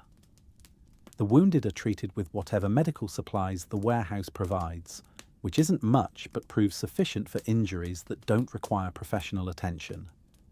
Thin Tom's shoulder wound will heal cleanly, though he'll carry the scar for the rest of his life. Charlie escaped with minor cuts and a new understanding of what working for Eleanor Hawkins actually entails. Big Eddie is uninjured but exhilarated, having discovered that he enjoys the kind of close-quarters combat that most men spend their lives avoiding. Good night's work, old Frank observes as you divide the evening's profits. Cargo delivered, enemies defeated, message sent. Tommy would be proud. You consider this assessment while cleaning blood from your hands with a rag that's already seen too much use. Would Tommy be proud? Would he approve of what his widow has become, of the methods she's using to protect his children? Or would he be horrified by the transformation grief has wrought in the woman he loved? The question has no answer, and perhaps that's for the best. Tommy is dead, and the living have to make their own choices about how to survive in a world that shows no mercy to the weak or hesitant. By the time you return to Mrs. Pettigrew's boarding house, the fog is beginning to lift, and London is preparing for another day of honest labour and dishonest survival. Your children are still sleeping, May curled around her rabbit, and Jimmy sprawled across his narrow bed exactly as you left them. They look peaceful, innocent, temporarily safe from the violence that paid for their security. Mrs. Pettigrew meets you at the door, her sharp eyes taking inventory of the blood on your coat and the something new and harder in your expression. Successful evening? Profitable enough. And the cost? You consider the question as you remove your stained coat, feeling the weight of the dirk against your ribs and the heavier weight of decisions that can never be undone. Higher than I expected, lower than I feared. That's the way of it in this world. Every choice costs something. Every survival requires sacrifice. Mrs. Tartan Pettigrew pours 2 cups of tea with the automatic precision of a woman who's dealt with more than her share of morning-after conversations. Question is whether you can still recognize yourself in the mirror after paying those prices. You accept the tea gratefully, using its warmth to chase away the chill that settled in your bones during the long night's work. Through the kitchen window, you can see the Thames flowing toward the sea, carrying its burden of secrets and bodies toward whatever judgment awaits at the river's mouth. I can still recognize myself. The question is whether my children will be able to when they're old enough to understand what their mother became to keep them safe. Children are more forgiving than we expect, more understanding too. They know the difference between a mother who kills to protect them and a mother who kills for pleasure. Mrs. Pettigrew settles into her chair with the careful movements of a woman whose bones remember every hard year they've carried her through. Just make sure you remember that difference too. The warning echoes in your mind as you carry your sleeping children home through the grey dawn. May stirs slightly as you lift her from Mrs. Pettigrew's sofa, murmuring something about cats and castles before settling against your shoulder with complete trust. Jimmy wakes more fully but doesn't speak, just studies your face with those 2 old eyes that seem to catalogue every change in your expression. Everything's all right, you whisper as you climb the stairs to your flat above the Crooked Anchor. Mummy's home. Everyone's safe. For now, you add silently, because safety in your world has become a temporary condition, something that must be renewed daily through vigilance and violence. The flat feels different when you enter it, smaller somehow, as if your expanding criminal empire has made domestic space seem cramped and insignificant. The kitchen where you once struggled to afford milk for tea now seems quaint, a relic from the innocent days when your biggest worry was paying rent rather than disposing of bodies. You settle the children in their beds and stand in the doorway watching them sleep, memorizing their peaceful faces against whatever storms the coming weeks might bring. May's breathing is deep and regular, occasionally interrupted by small sounds that might be laughter or might be sobs. Jimmy sleeps more restlessly, his hands moving as if he's fighting invisible enemies or building invisible fortresses. How long before they begin to understand what their mother has become? How long before Jimmy's two old eyes start asking questions you can't answer without destroying whatever innocence he has left? How long before May stops trusting so completely, stops believing that Mummy can fix everything with bedtime stories and morning hugs? The questions have no comfortable answers, so you push them aside and focus on practical matters. The night's profits need to be counted and distributed. Your men need medical attention and reassurance. Frank Mulver needs to be monitored for signs of retaliation. The machinery of your new empire requires constant maintenance, and sentiment is a luxury you can't afford. You spend the morning hours cleaning blood from your clothes and your conscience with equal efficiency. The stained coat gets burned in the kitchen grate, along with other evidence of the night's work. The dirt gets cleaned and resharpened, its edge honed to surgical precision. The money gets counted and divided according to agreements that exist only in handshakes and shared risks. Old Frank arrives just after noon with news from the streets. Harry Mulver has indeed delivered your message to his older brother, along with a detailed account of the warehouse battle that apparently cost Frank 3 men and whatever reputation he had for competent leadership. The East End's criminal community is taking notice, not just of the Mulvers' failure, but of the woman who orchestrated their defeat. Word is spreading fast, old Frank reports while examining Jimmy's primer, with the focused attention of a man who never learned to read properly. People are talking about Tommy Hawkins' widow, about what happened to George, about Tuesday night's business. Some are impressed, some are scared. Most are trying to figure out which way the wind's blowing before they choose sides. What kind of people are impressed? The kind who might want to work for you. Dock workers looking for extra income, tavern keepers who need protection, small-time operators who'd rather pay you than the Mulvers. Old Frank sets down the primer and meets your eyes directly. Also the kind who might want to eliminate a threat before it grows too large to handle. This is the inevitable consequence of success in your chosen profession. Victory creates new opportunities while simultaneously attracting new enemies. Every step up the ladder of criminal authority brings you closer to the attention of people who prefer their competitors dead rather than defeated. Anyone specific I should be worried about? Michael O'Brien's been asking questions, runs the Irish operations north of the river, controls most of the opium trade from the docks to Whitechapel. He's not happy about English operations expanding into what he considers his territory. The name carries weight in London's underworld. O'Brien has a reputation for solving problems with overwhelming violence rather than negotiation. If he's taking interest in your activities, it means you've graduated from local nuisance to genuine threat in his estimation. How much time do we have? Hard to say. O'Brien's not rash, likes to gather information before he acts, but he's also not patient when it comes to territorial disputes. Old Frank pulls out his flask and takes a thoughtful sip. My guess is he'll send someone to talk first, see if you can be reasoned with or bought off. If that doesn't work, then we'll discover whether I'm as dangerous as people are starting to believe. The conversation is interrupted by May's delighted squeal from the front room. You find her playing with a new toy, a wooden horse with a painted saddle that definitely wasn't there when you put her to bed. Jimmy sits nearby, reading aloud from his primer, but glancing frequently at the horse with the expression of a child trying to solve a puzzle. "Where did this come from?" you ask. "It was here when we woke up," Jimmy says carefully, "on the table by the window, with a note."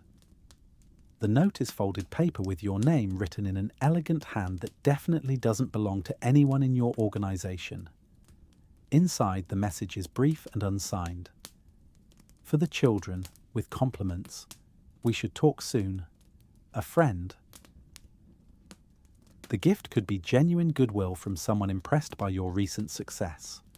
It could also be a demonstration that unknown parties can enter your home at will, that your children are accessible to anyone with sufficient motivation and skill. The ambiguity is probably intentional, a message that can be interpreted as either olive branch or threat depending on your response.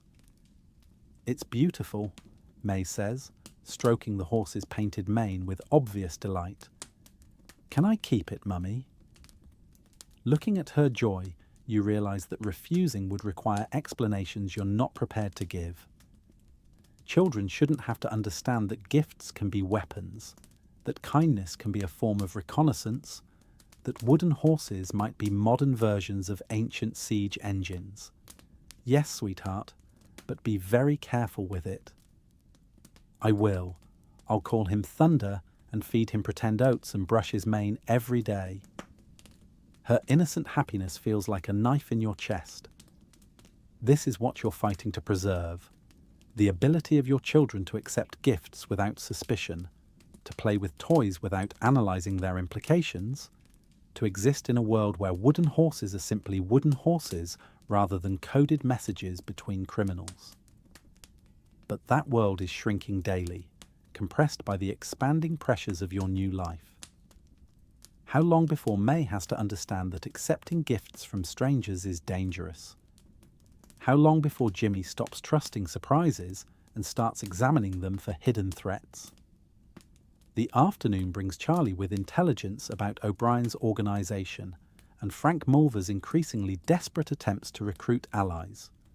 Both men are apparently spreading the same message, that Eleanor Hawkins is a dangerous aberration who threatens the natural order of criminal enterprise, a woman who's forgotten her place and needs to be reminded of it through decisive action. O'Brien's people have been visiting the gaming houses, asking about your operations, Charlie reports while keeping one eye on the children playing in the corner. Not hostile questions, more like. Professional curiosity. Trying to understand your business model, your security arrangements, your long-term plans. And what are they learning?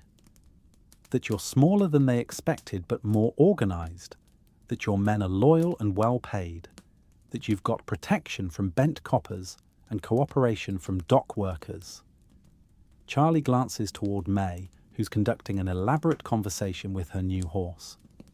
Also, that you've got vulnerabilities they could exploit if they chose to. The word vulnerabilities lands like a physical blow, though you've been expecting it. Criminal empires are only as strong as their weakest points, and children are always the weakest points in any parent's armour. Your love for Jimmy and May gives you strength to do terrible things, but it also gives your enemies leverage to force you into impossible choices. What kind of vulnerabilities? The kind that involve small people who trust strangers bearing gifts. Charlie's meaningful glance toward the wooden horse confirms your suspicions about its origin. Someone, probably one of O'Brien's scouts, has been watching your home closely enough to know your children's routines, their preferences, their capacity for innocent delight in unexpected presents. Have you told the children not to accept gifts from strangers? I've tried. But May's 5 years old, and 5-year-olds don't understand why someone would give them a beautiful toy if they didn't mean well. You move to the window and study the street below, noting which faces appear familiar and which might belong to watchers. Besides, Telling them to be suspicious of everyone would mean explaining why, and I'm not ready for that conversation yet. When will you be ready? The question has been haunting you since Tuesday night's violence, since you realized that protecting your children might require destroying their innocence. When do you tell an 8-year-old that his mother kills people for money? When do you explain to a 5-year-old that the pretty horse was delivered by someone who might hurt her to control her mother? I don't know. Maybe never. Maybe tomorrow. You turn away from the window, noting how Charlie's expression softens when he looks at the children. Do you think I'm wrong to keep them ignorant as long as possible? I think you're trying to let them be children while they still can. Nothing wrong with that, as long as you understand the risks. The risks are becoming clearer each day. Every success in your criminal career brings new enemies who view your children as acceptable targets. Every act of violence you commit makes you more valuable to allies and more dangerous to opponents, raising the stakes for everyone involved. Eventually, the protective barrier you've built around Jimmy and May will prove insufficient, and they'll be forced to confront realities that no child should have to understand. But not today. Today, May can play with her wooden horse, and Jimmy can practice his reading, and you can pretend that bedtime stories still have the power to keep monsters at bay. Evening brings Inspector Morris with his monthly collection and his monthly performance of willful blindness. He's a thin man with premature grey hair and the nervous manner of someone who knows he's walking a tightrope between competing dangers. His cooperation has been essential to your operations, but it comes at the price of constant anxiety about exposure and punishment. Heard about Tuesday night's excitement, he says, while pocketing his envelope of currency. Quite a lot of noise from that direction, considering it's supposed to be a quiet warehouse district. Noise travels strangely in the fog. Sometimes what sounds like gunfire is just dock workers dropping crates. Aye, and sometimes dock workers drop crates that bleed. Morris allows himself a thin smile. But I suppose that's not my concern, is it? My concern is maintaining public order, and public order seems quite well maintained in your particular corner of London. This is the dance you perform monthly, Morris pretending he doesn't know exactly what you do, you pretending his ignorance is genuine rather than purchased. Both of you understand that this arrangement benefits everyone involved, but both of you also understand how quickly it could collapse if external pressures become too intense.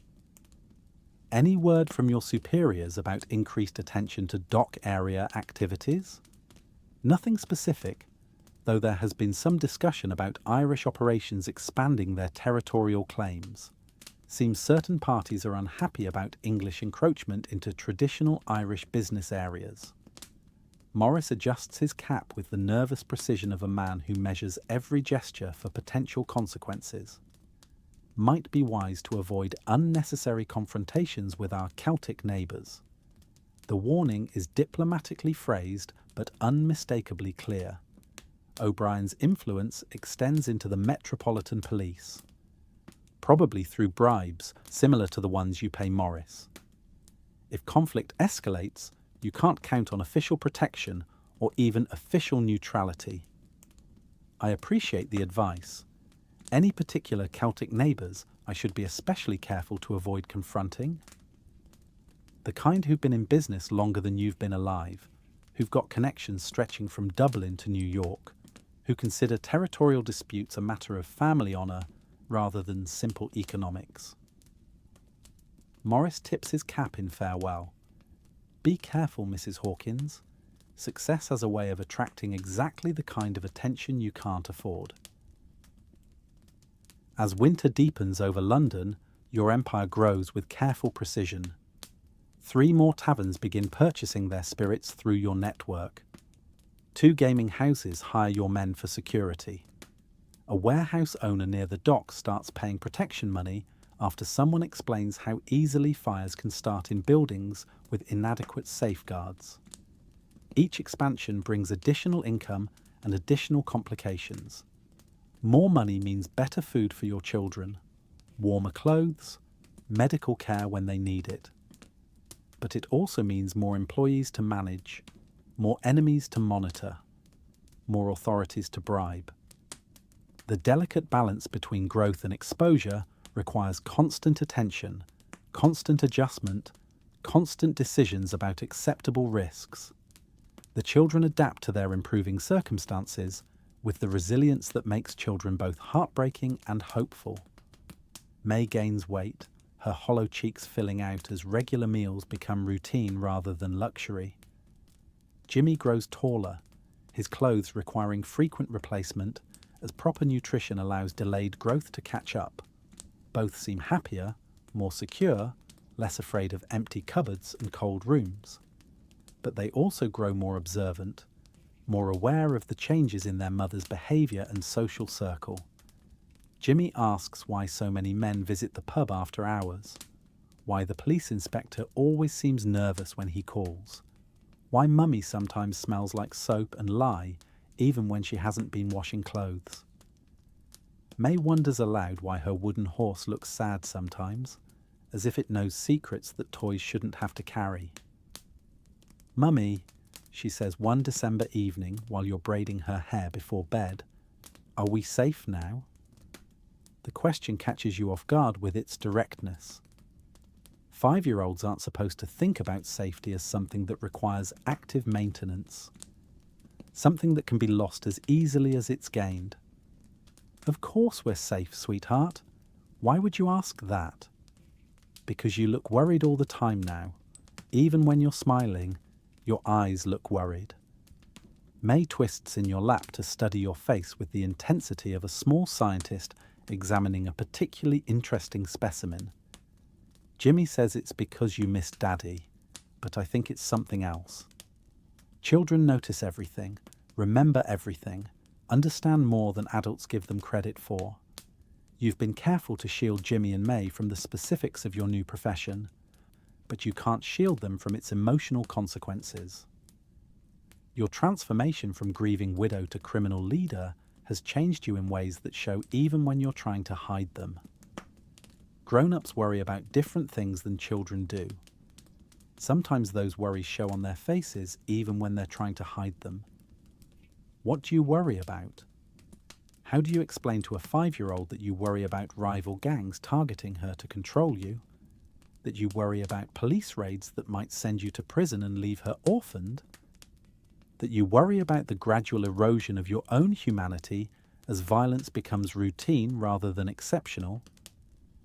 I worry about keeping you and Jimmy safe and happy. I worry about making sure you have everything you need to grow up healthy and strong.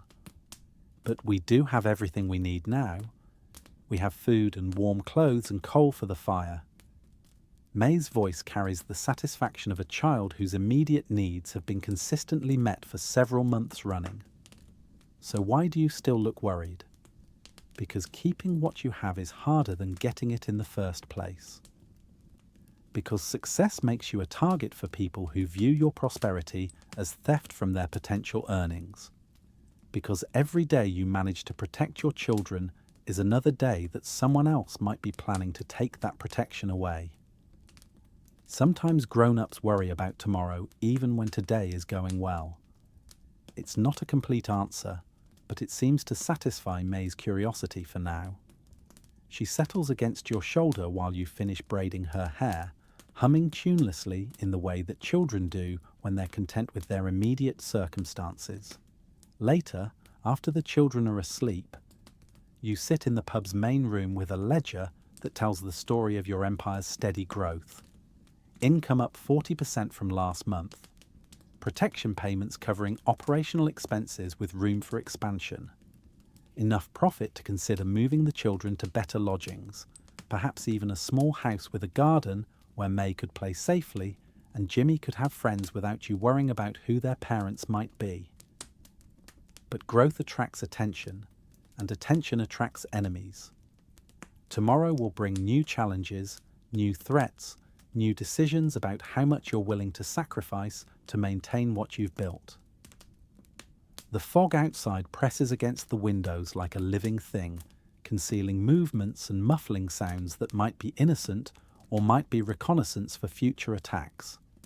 You close the ledger and check the locks on all the doors, then climb the stairs to your flat where your children sleep peacefully under blankets bought with other people's money, earned through other people's fear. Tomorrow they'll wake expecting breakfast and stories and the 1,000 small kindnesses that make childhood bearable. You'll provide those things because that's what mothers do, regardless of how they earn the money to pay for them. But tonight, you sit by their bedroom door with the dirk across your knees, listening for footsteps that don't belong and planning responses to threats that haven't materialized yet.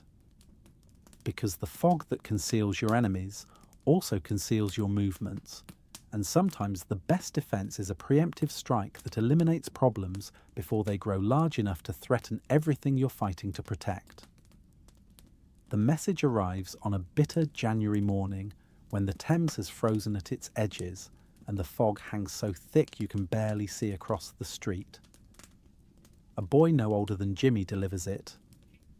His small hands blue with cold as he presses the envelope into your palm before disappearing back into the grey maze of London's poorest quarter.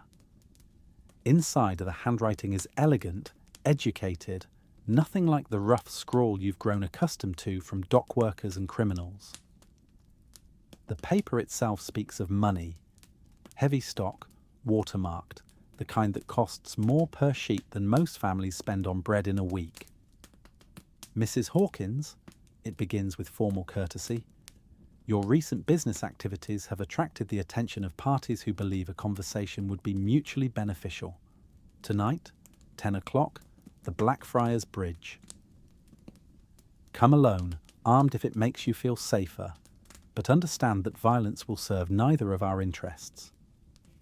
We have much to discuss regarding territorial arrangements and the future prosperity of London's more entrepreneurial citizens. M. O'Brien. You read the letter twice, memorizing every word while your mind automatically catalogues the implications. O'Brien has decided that negotiation is preferable to immediate war, which suggests either respect for your capabilities or confidence in his ability to control the conversation's outcome. The location is neutral ground, a public bridge where neither party can stage an ambush without considerable planning and risk. Most telling is the tone, polite but not deferential, businesslike but not warm. This is how one professional speaks to another, acknowledging competence while establishing the hierarchy that governs all criminal enterprises. O'Brien sees you as legitimate enough to negotiate with, dangerous enough to take seriously, but ultimately subordinate to his longer established authority. The children are having breakfast when you fold the letter and tuck it into your pocket. May chatters about her dreams while spooning porridge with the focused intensity that children bring to all activities. Jimmy reads aloud from yesterday's newspaper, carefully pronouncing words like parliamentary and constitutional, while you half listen and plan for an evening that might determine whether your family survives another month. Mummy, May says, looking up from her bowl with milk-stained lips. Why do important letters always make you frown? Do they? Every time someone brings you a letter, you get the same look, like when you're trying to solve a very hard puzzle. Children notice patterns that adults think they're hiding. You've been receiving correspondence regularly since establishing your operations.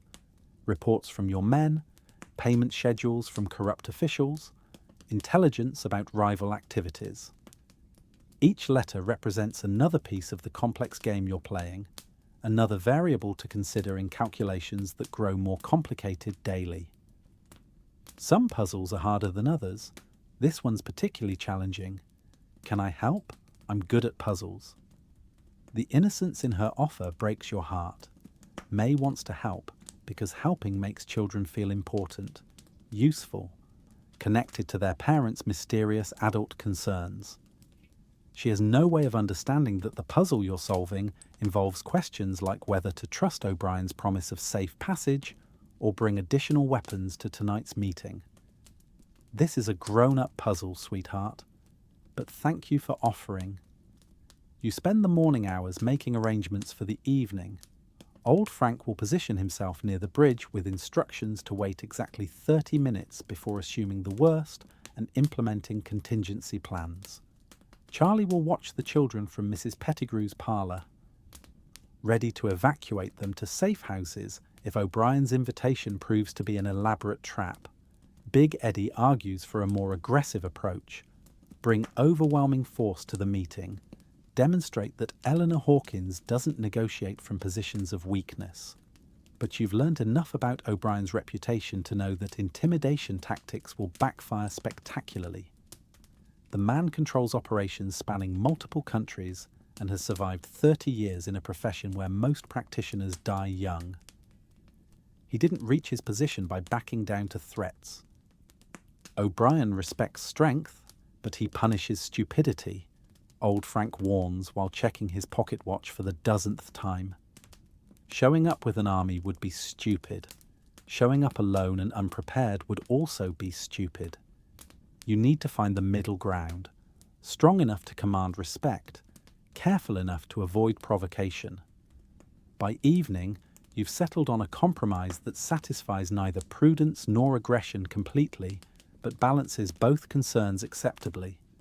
The dirk rests against your ribs as always, joined tonight by a small pistol tucked into your coat pocket. Enough firepower to handle immediate threats, but not enough to fight your way out of a coordinated ambush. The fog has thickened by 10 o'clock, turning Blackfriars Bridge into something from a Gothic novel, a span of stone and shadow suspended over black water, lit by gas lamps that struggle to penetrate the surrounding murk. Your footsteps echo hollowly on the empty roadway as you make your way toward the centre of the bridge, where a figure waits with the patient stillness of someone accustomed to making others come to him. Michael O'Brien is smaller than you expected, perhaps 50 years old, dressed in the kind of expensive but understated clothing that suggests prosperity without ostentation. His face is weathered but intelligent, marked by lines that speak of hard decisions and their consequences. When he smiles, it doesn't reach his eyes. Mrs. Hawkins, thank you for accepting my invitation. Mr. O'Brien, I hope the evening proves as mutually beneficial as your letter suggested. He gestures toward the bridge's stone balustrade, where the fog swirls thick enough to muffle conversation from potential listeners. Shall we discuss business like civilized people? You join him at the railing, noting how he positions himself to keep both approaches to the bridge in view while maintaining easy access to escape routes. Professional habits born from years of survival in a profession where paranoia is prudence and relaxation is often fatal. I understand you've been expanding your operations recently, taking over territory that once belonged to the Mulver organization. Territory that belonged to my late husband. The Mulvers attempted to claim it by force. They discovered that widows can be more tenacious than they anticipated.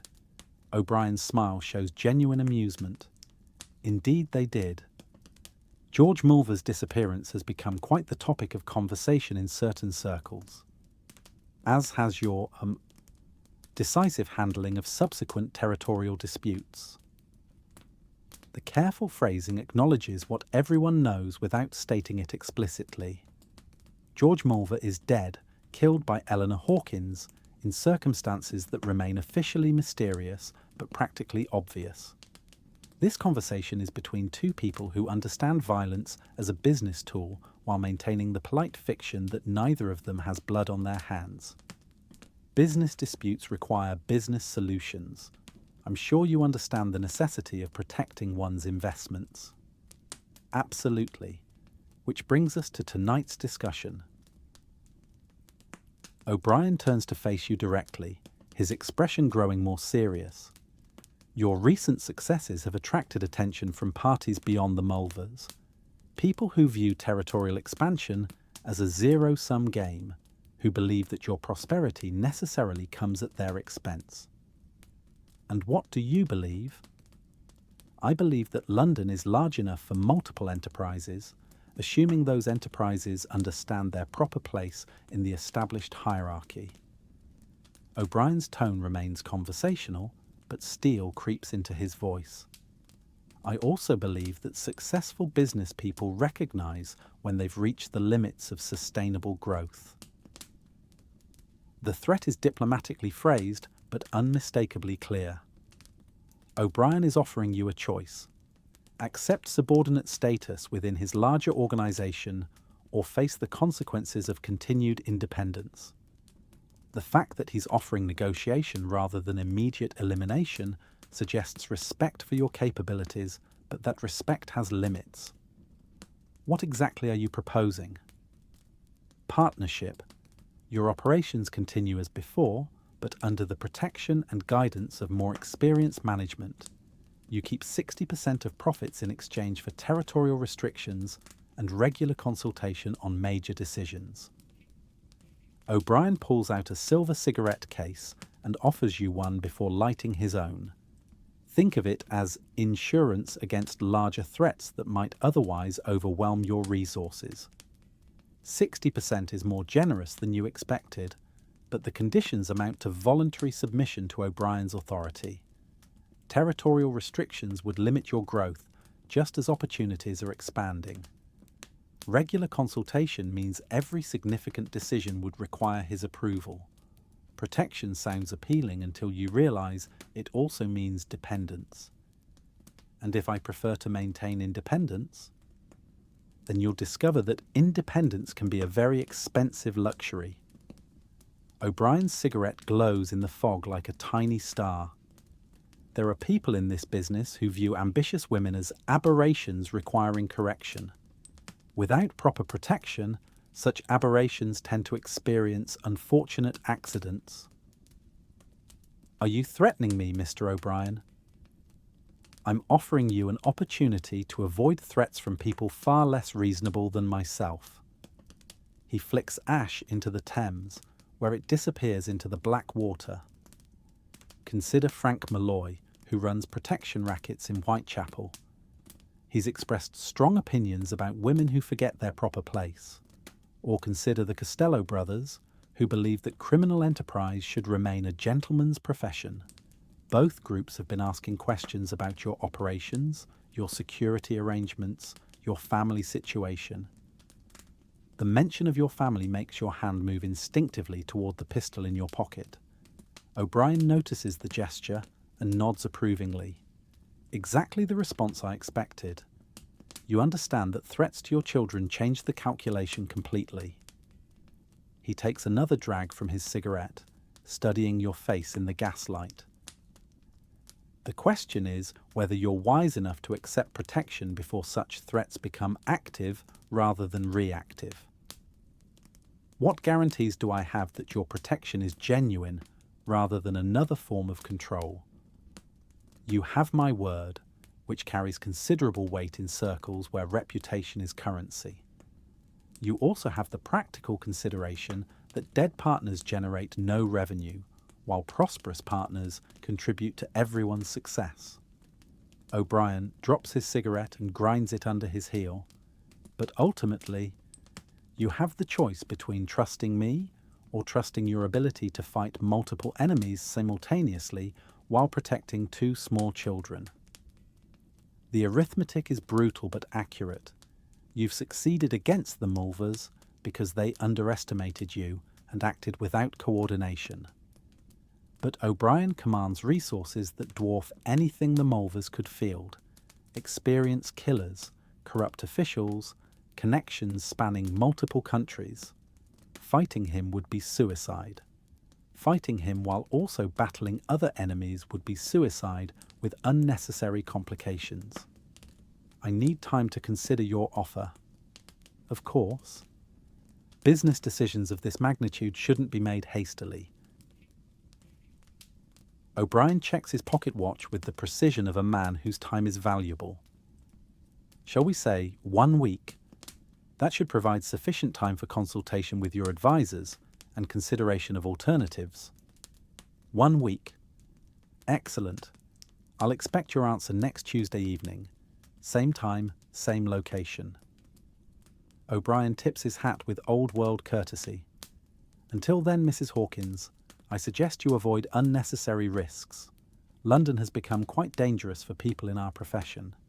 He disappears into the fog with the silent efficiency of someone who's spent decades avoiding unwanted attention. You remain at the bridge's centre for several minutes, staring down at the Thames while processing the implications of tonight's conversation. O'Brien's offer represents safety for your children at the cost of your independence. Accepting means acknowledging that your brief reign as an autonomous criminal leader was temporary, that success in this business ultimately requires submission to more powerful authorities. Refusing means war against enemies you probably can't defeat while protecting children who didn't choose this life. But there's a third option, one that O'Brien didn't mention because it didn't occur to him that a rational person would consider it. You could take your winnings and disappear, sell the business, gather your children, and start fresh somewhere that doesn't know Eleanor Hawkins's reputation. It would mean abandoning everything you've built, but it would also mean freedom from the endless cycle of violence and vigilance that defines your current existence. The walk home takes longer than usual as you consider these choices. Each represents a different future for Jimmy and May. Submission to O'Brien's authority, war against overwhelming odds, or exile from the only home they've known. None of the options is entirely satisfactory, but one of them must be chosen within 7 days. Mrs. Pettigrew meets you at her door with the expression of a woman who spent the evening worrying about other people's children. How did it go? Better than it could have, worse than I hoped. That's the way of most business meetings, I find. She leads you to her kitchen, where Charlie sits reading a newspaper while keeping one eye on the stairs leading to the children's temporary bedroom. Your little ones were perfect angels. May told stories to her horse until she fell asleep. Jimmy read until his eyes got tired, then asked 3 times when you'd be home. The normalcy of children's routines feels surreal after tonight's conversation about territorial disputes and assassination threats. Jimmy and May exist in a world where the most serious concerns involve bedtime stories and arithmetic lessons, while you navigate a reality where wrong decisions mean orphaned children and unmarked graves. Any problems while I was gone? None worth mentioning, though I did notice someone watching the house around 9 o'clock. Young man, well dressed, not from this neighbourhood. Mrs. Pettigrew pours tea with the automatic movements of someone who's dealt with more than her share of late-night crises. He left when Charlie went outside to have a look, but he was definitely interested in who lived here. The surveillance confirms O'Brien's implicit message. Your family is being watched, catalogued, prepared for whatever action might become necessary if negotiations fail. The knowledge should terrify you, but instead it clarifies your thinking with crystalline precision. Whatever choice you make must prioritize your children's safety above all other considerations. I need to think about some things. Important things that will affect all of us. Take your time. Thinking is free, and it's usually worth more than the expensive alternatives. Mrs. Pettigrew sets down her teacup and studies your face with eyes that have seen enough trouble to recognize its approach. But don't think so long that the choice gets made for you by people with different priorities. You carry the children home through streets that seem more threatening than they did this morning. Every shadow might conceal a watcher. Every footstep might belong to someone gathering intelligence about your routines, your vulnerabilities, your capacity for protecting what matters most. Back in the flat above the Crooked Anchor, you check the locks twice and position chairs against the doors before settling at the kitchen table with paper and ink. The letter you write tonight might determine whether your children grow up as Eleanor Hawkins's sons and daughters or as someone else's entirely. New names, new histories, new lives built on the foundation of everything you're prepared to abandon. But first you need to understand exactly what you're abandoning, what you've built through blood and calculation, and maternal desperation. The ledgers tell a story of remarkable success. Profits that could fund comfortable lives for decades, connections that span London's criminal underworld, influence that extends into police stations and government offices. All of it purchased with pieces of your soul, all of it dependent on your willingness to continue paying that price. The question is whether the cost is sustainable, whether you can maintain this existence without losing everything that made it worthwhile in the first place. Outside, the fog presses against the windows like something hungry, something patient, something that will wait as long as necessary for you to make the choices that will feed it more blood, more secrets, more mothers who love their children enough to become monsters. The decision comes to you not in the dramatic fashion of novels, but in the quiet way that most life-changing realizations arrive, while watching May feed imaginary oats to her wooden horse and listening to Jimmy sound out difficult words from his primer. Tuesday morning, 5 days before O'Brien's deadline, and the weight of choice has crystallized into something you can finally grasp. You cannot win a war against O'Brien and his allies while protecting two children who still believe their mother's greatest skill involves telling bedtime stories. You cannot accept submission to his authority without condemning Jimmy and May to lives lived under the constant threat of violence, their futures determined by criminal politics they should never have to understand. But you can disappear. The realization brings relief so profound it feels like physical pain releasing from muscles you didn't know were clenched. For months, you've been thinking like a criminal leader, calculating territorial advantages and resource allocations and strategic alliances. But underneath that acquired identity, you're still a mother whose primary obligation is ensuring her children survive to adulthood with their innocence as intact as possible. We're going on a holiday, you tell them over breakfast, testing the words to see how they feel in your mouth. A real holiday? May's eyes brighten with the kind of joy that children reserve for unexpected treats. With trains and boats and everything? With trains and boats and everything. We're going to see the countryside, maybe visit the seaside. Would you like that? Jimmy studies your face with that too serious expression that's become his default since Tommy's death. How long will we be gone? I'm not sure yet. Perhaps a few weeks, perhaps longer. What about school? What about my lessons with Mr. Patterson? The practical questions reveal how settled the children have become in their improving circumstances. Jimmy has grown attached to his tutor, a retired clerk who comes twice weekly to advance his education beyond the basic literacy most East End children achieve. May has made friends with the baker's daughter, forming the kind of uncomplicated companionship that children create effortlessly. There will be other schools, other friends. Sometimes families need to start fresh in new places. Like when Daddy died and everything changed. Jimmy's question cuts straight to the heart of what you're contemplating. Yes, exactly like when Tommy died. Another fundamental alteration of their reality.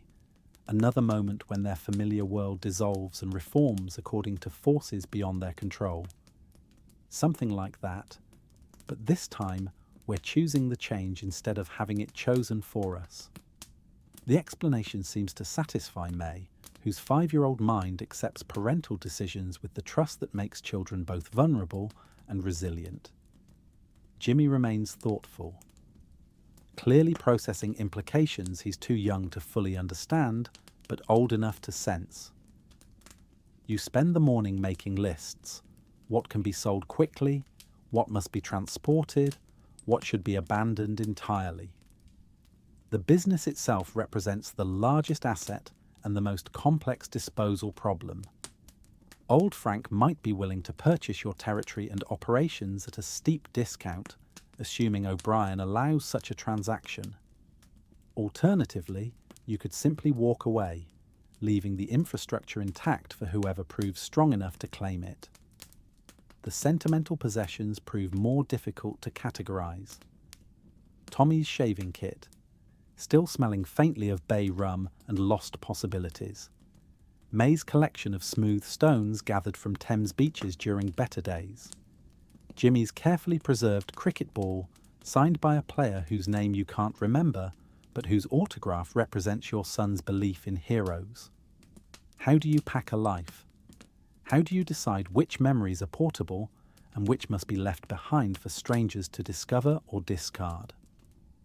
Charlie arrives just after noon with intelligence that accelerates your timeline considerably. Frank Mulver has been recruiting again, apparently promising O'Brien's rivals that Eleanor Hawkins represents a weak point in Irish territorial control, a woman whose elimination would demonstrate that O'Brien's protection is unreliable. He's telling people you're the key to bringing down O'Brien's organisation, Charlie reports while keeping his voice low enough to avoid alarming the children. Claims that if they can remove you dramatically enough, other protected operators will lose confidence and start switching sides. The strategy is cleverer than you expected from Frank Mulver. Rather than attacking you directly, he's positioning your death as a symbolic victory against O'Brien's authority. Your survival or destruction becomes a test of Irish power, with implications extending far beyond your modest operations. How much time do we have? Hard to say, but there's been unusual activity around the docks. Strangers asking questions, boats arriving at odd hours, men who look like they know how to handle weapons. Charlie glances toward the front room, where May is conducting an elaborate conversation with her horse. Might be wise to conclude any business quickly. We're leaving London. Tonight, if possible. Charlie's expression shifts through surprise, disappointment, and finally understanding. Running makes sense. Staying would be suicide, and dead mothers don't protect children very effectively. I need you to get word to old Frank. Tell him the territory is his if he wants it. No payment required. Tell him to negotiate with O'Brien however he sees fit. You begin gathering essential documents from Tommy's desk, separating items that might be useful for establishing new identities from papers that could link you to past activities. Also tell him to spread word that Eleanor Hawkins died in a fire. An accident with the gas ring. Very tragic, children too. Bodies burned beyond recognition. You want people to think you're dead? I want people to stop looking for me. Dead women don't require hunting down. You pause in your sorting to meet Charlie's eyes directly. Can you handle this? The lying, the deception, the pretending you don't know where we've gone? I can handle it. Question is whether you can handle disappearing completely. New names, new histories, never contacting anyone from your old life again. The sacrifice he's describing is enormous, not just material possessions, but identity itself. Eleanor Hawkins has become someone who commands respect and fear in equal measure, someone whose reputation opens doors and settles disputes.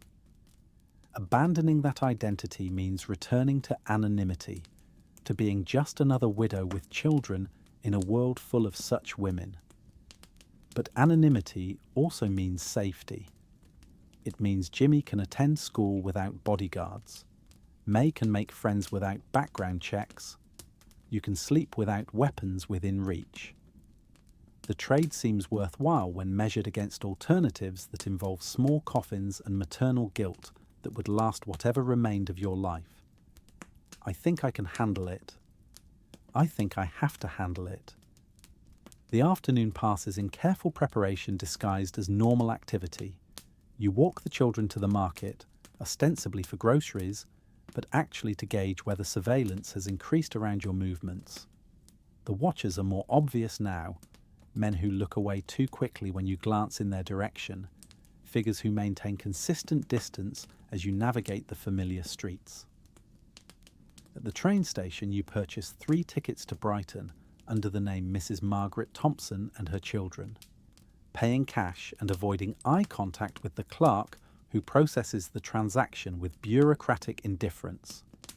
Brighton is simply the first stop on a longer journey that will eventually lead to new lives in a place where no one knows Eleanor Hawkins ever existed. Evening brings old Frank with final arrangements and farewell words weighted with the gravity of permanent separation. He accepts responsibility for your former operations with the stoic resignation of a man who's inherited similar burdens before. Territory's worth having, especially with O'Brien's backing, he acknowledges, while examining the books you're transferring to his authority. Should provide comfortable retirement for an old man who's tired of taking orders from people younger than his grandchildren. What will you tell O'Brien about my disappearance? Truth mostly. Eleanor Hawkins decided that raising children was more important than building criminal empires. Not everyone understands such priorities, but O'Brien's got children of his own. He'll respect the choice even if he doesn't like the inconvenience. The handover is completed with handshakes rather than ceremony. Old Frank promises to maintain the fiction of your death for as long as necessary, to redirect any inquiries about Eleanor Hawkins toward grief rather than investigation. In return, you promise to remain genuinely dead. No contact, no interference, no attempts to reclaim what you're voluntarily abandoning. One last thing, old Frank says as he prepares to leave. Whatever name you choose, whatever life you build, remember that this wasn't failure. You did what you set out to do, protected your children, provided for their future, proved that women can succeed in businesses that don't welcome them. The fact that you're choosing to stop while you're ahead shows wisdom, not weakness. The reassurance helps more than you expected. For months you've measured success in terms of territorial expansion and profit margins. But the real success was simpler. Jimmy and May are alive, healthy, safe enough to contemplate futures that don't involve violence or fear. Night falls early in January, and with it comes the fog that has been your ally throughout this transformation from widow to criminal to exile. Mrs. Pettigrew waits at her door with carpet bags already packed, having anticipated this moment since your first conversation about the costs of survival. Scotland has good schools, she observes while helping May into her coat. Mountains and fresh air, people who mind their own business, might be just what growing children need. The suggestion carries the weight of someone who's thought carefully about destinations for families seeking to disappear. Scotland represents distance from London's criminal networks, different accents that would help conceal your origins, communities small enough to welcome newcomers but large enough to provide anonymity. Is that where we're going, Mummy? May asks as you button her coat against the bitter wind. To Scotland with the mountains? We're going somewhere safe, where you can play without worrying about anything except whether your dolls are properly dressed for tea parties. The promise sounds impossible even as you make it. Can any place really be that safe? Can any children truly grow up without worries? But perhaps the attempt is worthwhile, even if perfect security remains elusive. The walk to the train station takes longer than usual as you navigate side streets to avoid main thoroughfares where watchers might be positioned. Jimmy carries his own small bag with the serious concentration of a child who understands that this journey differs from ordinary travel. May clutches her wooden horse, chattering about adventures they'll have together in their new home. Platform 3 is nearly empty at this hour, wrapped in fog thick enough to muffle the sounds of departure preparations. The Brighton train waits like an iron beast, steam hissing from its mechanical lungs as crews prepare for the journey south. You find seats in a second-class compartment, positioning yourself where you can watch the platform while keeping the children entertained with stories about their destination. As the train begins to move, you catch one last glimpse of London through the window, gas lamps struggling against the fog, familiar rooftops disappearing into grey anonymity, the Thames flowing toward the sea like a dark ribbon carrying secrets to their final rest. Jimmy presses his face against the glass, watching the city recede into darkness. Will we ever come back, Mummy? I don't know, sweetheart. Sometimes when people leave places, they discover that their new homes become more important than their old ones. But what if I want to remember this place? What if I want to tell people about where I used to live? The question requires careful navigation. Jimmy needs to understand that their past must remain secret without understanding exactly why secrecy is necessary. How do you explain to an 8-year-old that his mother's reputation makes his life dangerous? Sometimes families need to keep their old stories private while they build new ones. It doesn't mean the old stories weren't important, just that the new ones need room to grow. May has fallen asleep against your shoulder, her breathing deep and regular as the train carries her toward a future she can't imagine. The wooden horse rests in her lap, its painted eyes reflecting the compartment's dim lighting like something alive, something watching. You stroke her hair and consider the woman you were just hours ago, Eleanor Hawkins, criminal leader, someone who could order deaths and command respect through reputation built on blood. That woman is already becoming a memory, fading into the fog that swallows London behind you. What remains is someone simpler and perhaps more honest, a mother travelling through the night with her sleeping children, carrying just enough money to start over and just enough courage to believe that starting over is possible. The dirk still rests against your ribs, and probably always will, but you hope it will rust from disuse rather than wear smooth from constant application. Outside the train windows, the English countryside rolls past in grey anonymity, carrying you toward a coast where ships wait to transport cargo and passengers to destinations that don't appear on any criminal's map of territorial disputes. By morning, Eleanor Hawkins will be officially dead, burned in a tragic accident that leaves no trace worth investigating. By morning, Margaret Thompson will be booking passage to a Scottish fishing village where widows with children are common enough to avoid scrutiny, where the fog that rolls in from the North Sea carries salt instead of secrets, where 2 children might grow up believing their mother's greatest skill involves mending nets rather than ending lives. The train rocks gently as it gains speed, lulling May deeper into sleep while Jimmy studies the darkness beyond the window with the intense concentration of a child memorizing his last view of everything familiar. You hold them both closer, breathing in the scent of their hair, feeling the weight of their trust, and the lightness of choices that prioritize love over power, safety over success, tomorrow over yesterday. London disappears entirely into the fog behind you, taking with it the woman who learned that mothers will become anything necessary to protect their children, even monsters, even murderers, even ghosts who walk away from everything they've built when staying would cost more than leaving could ever require.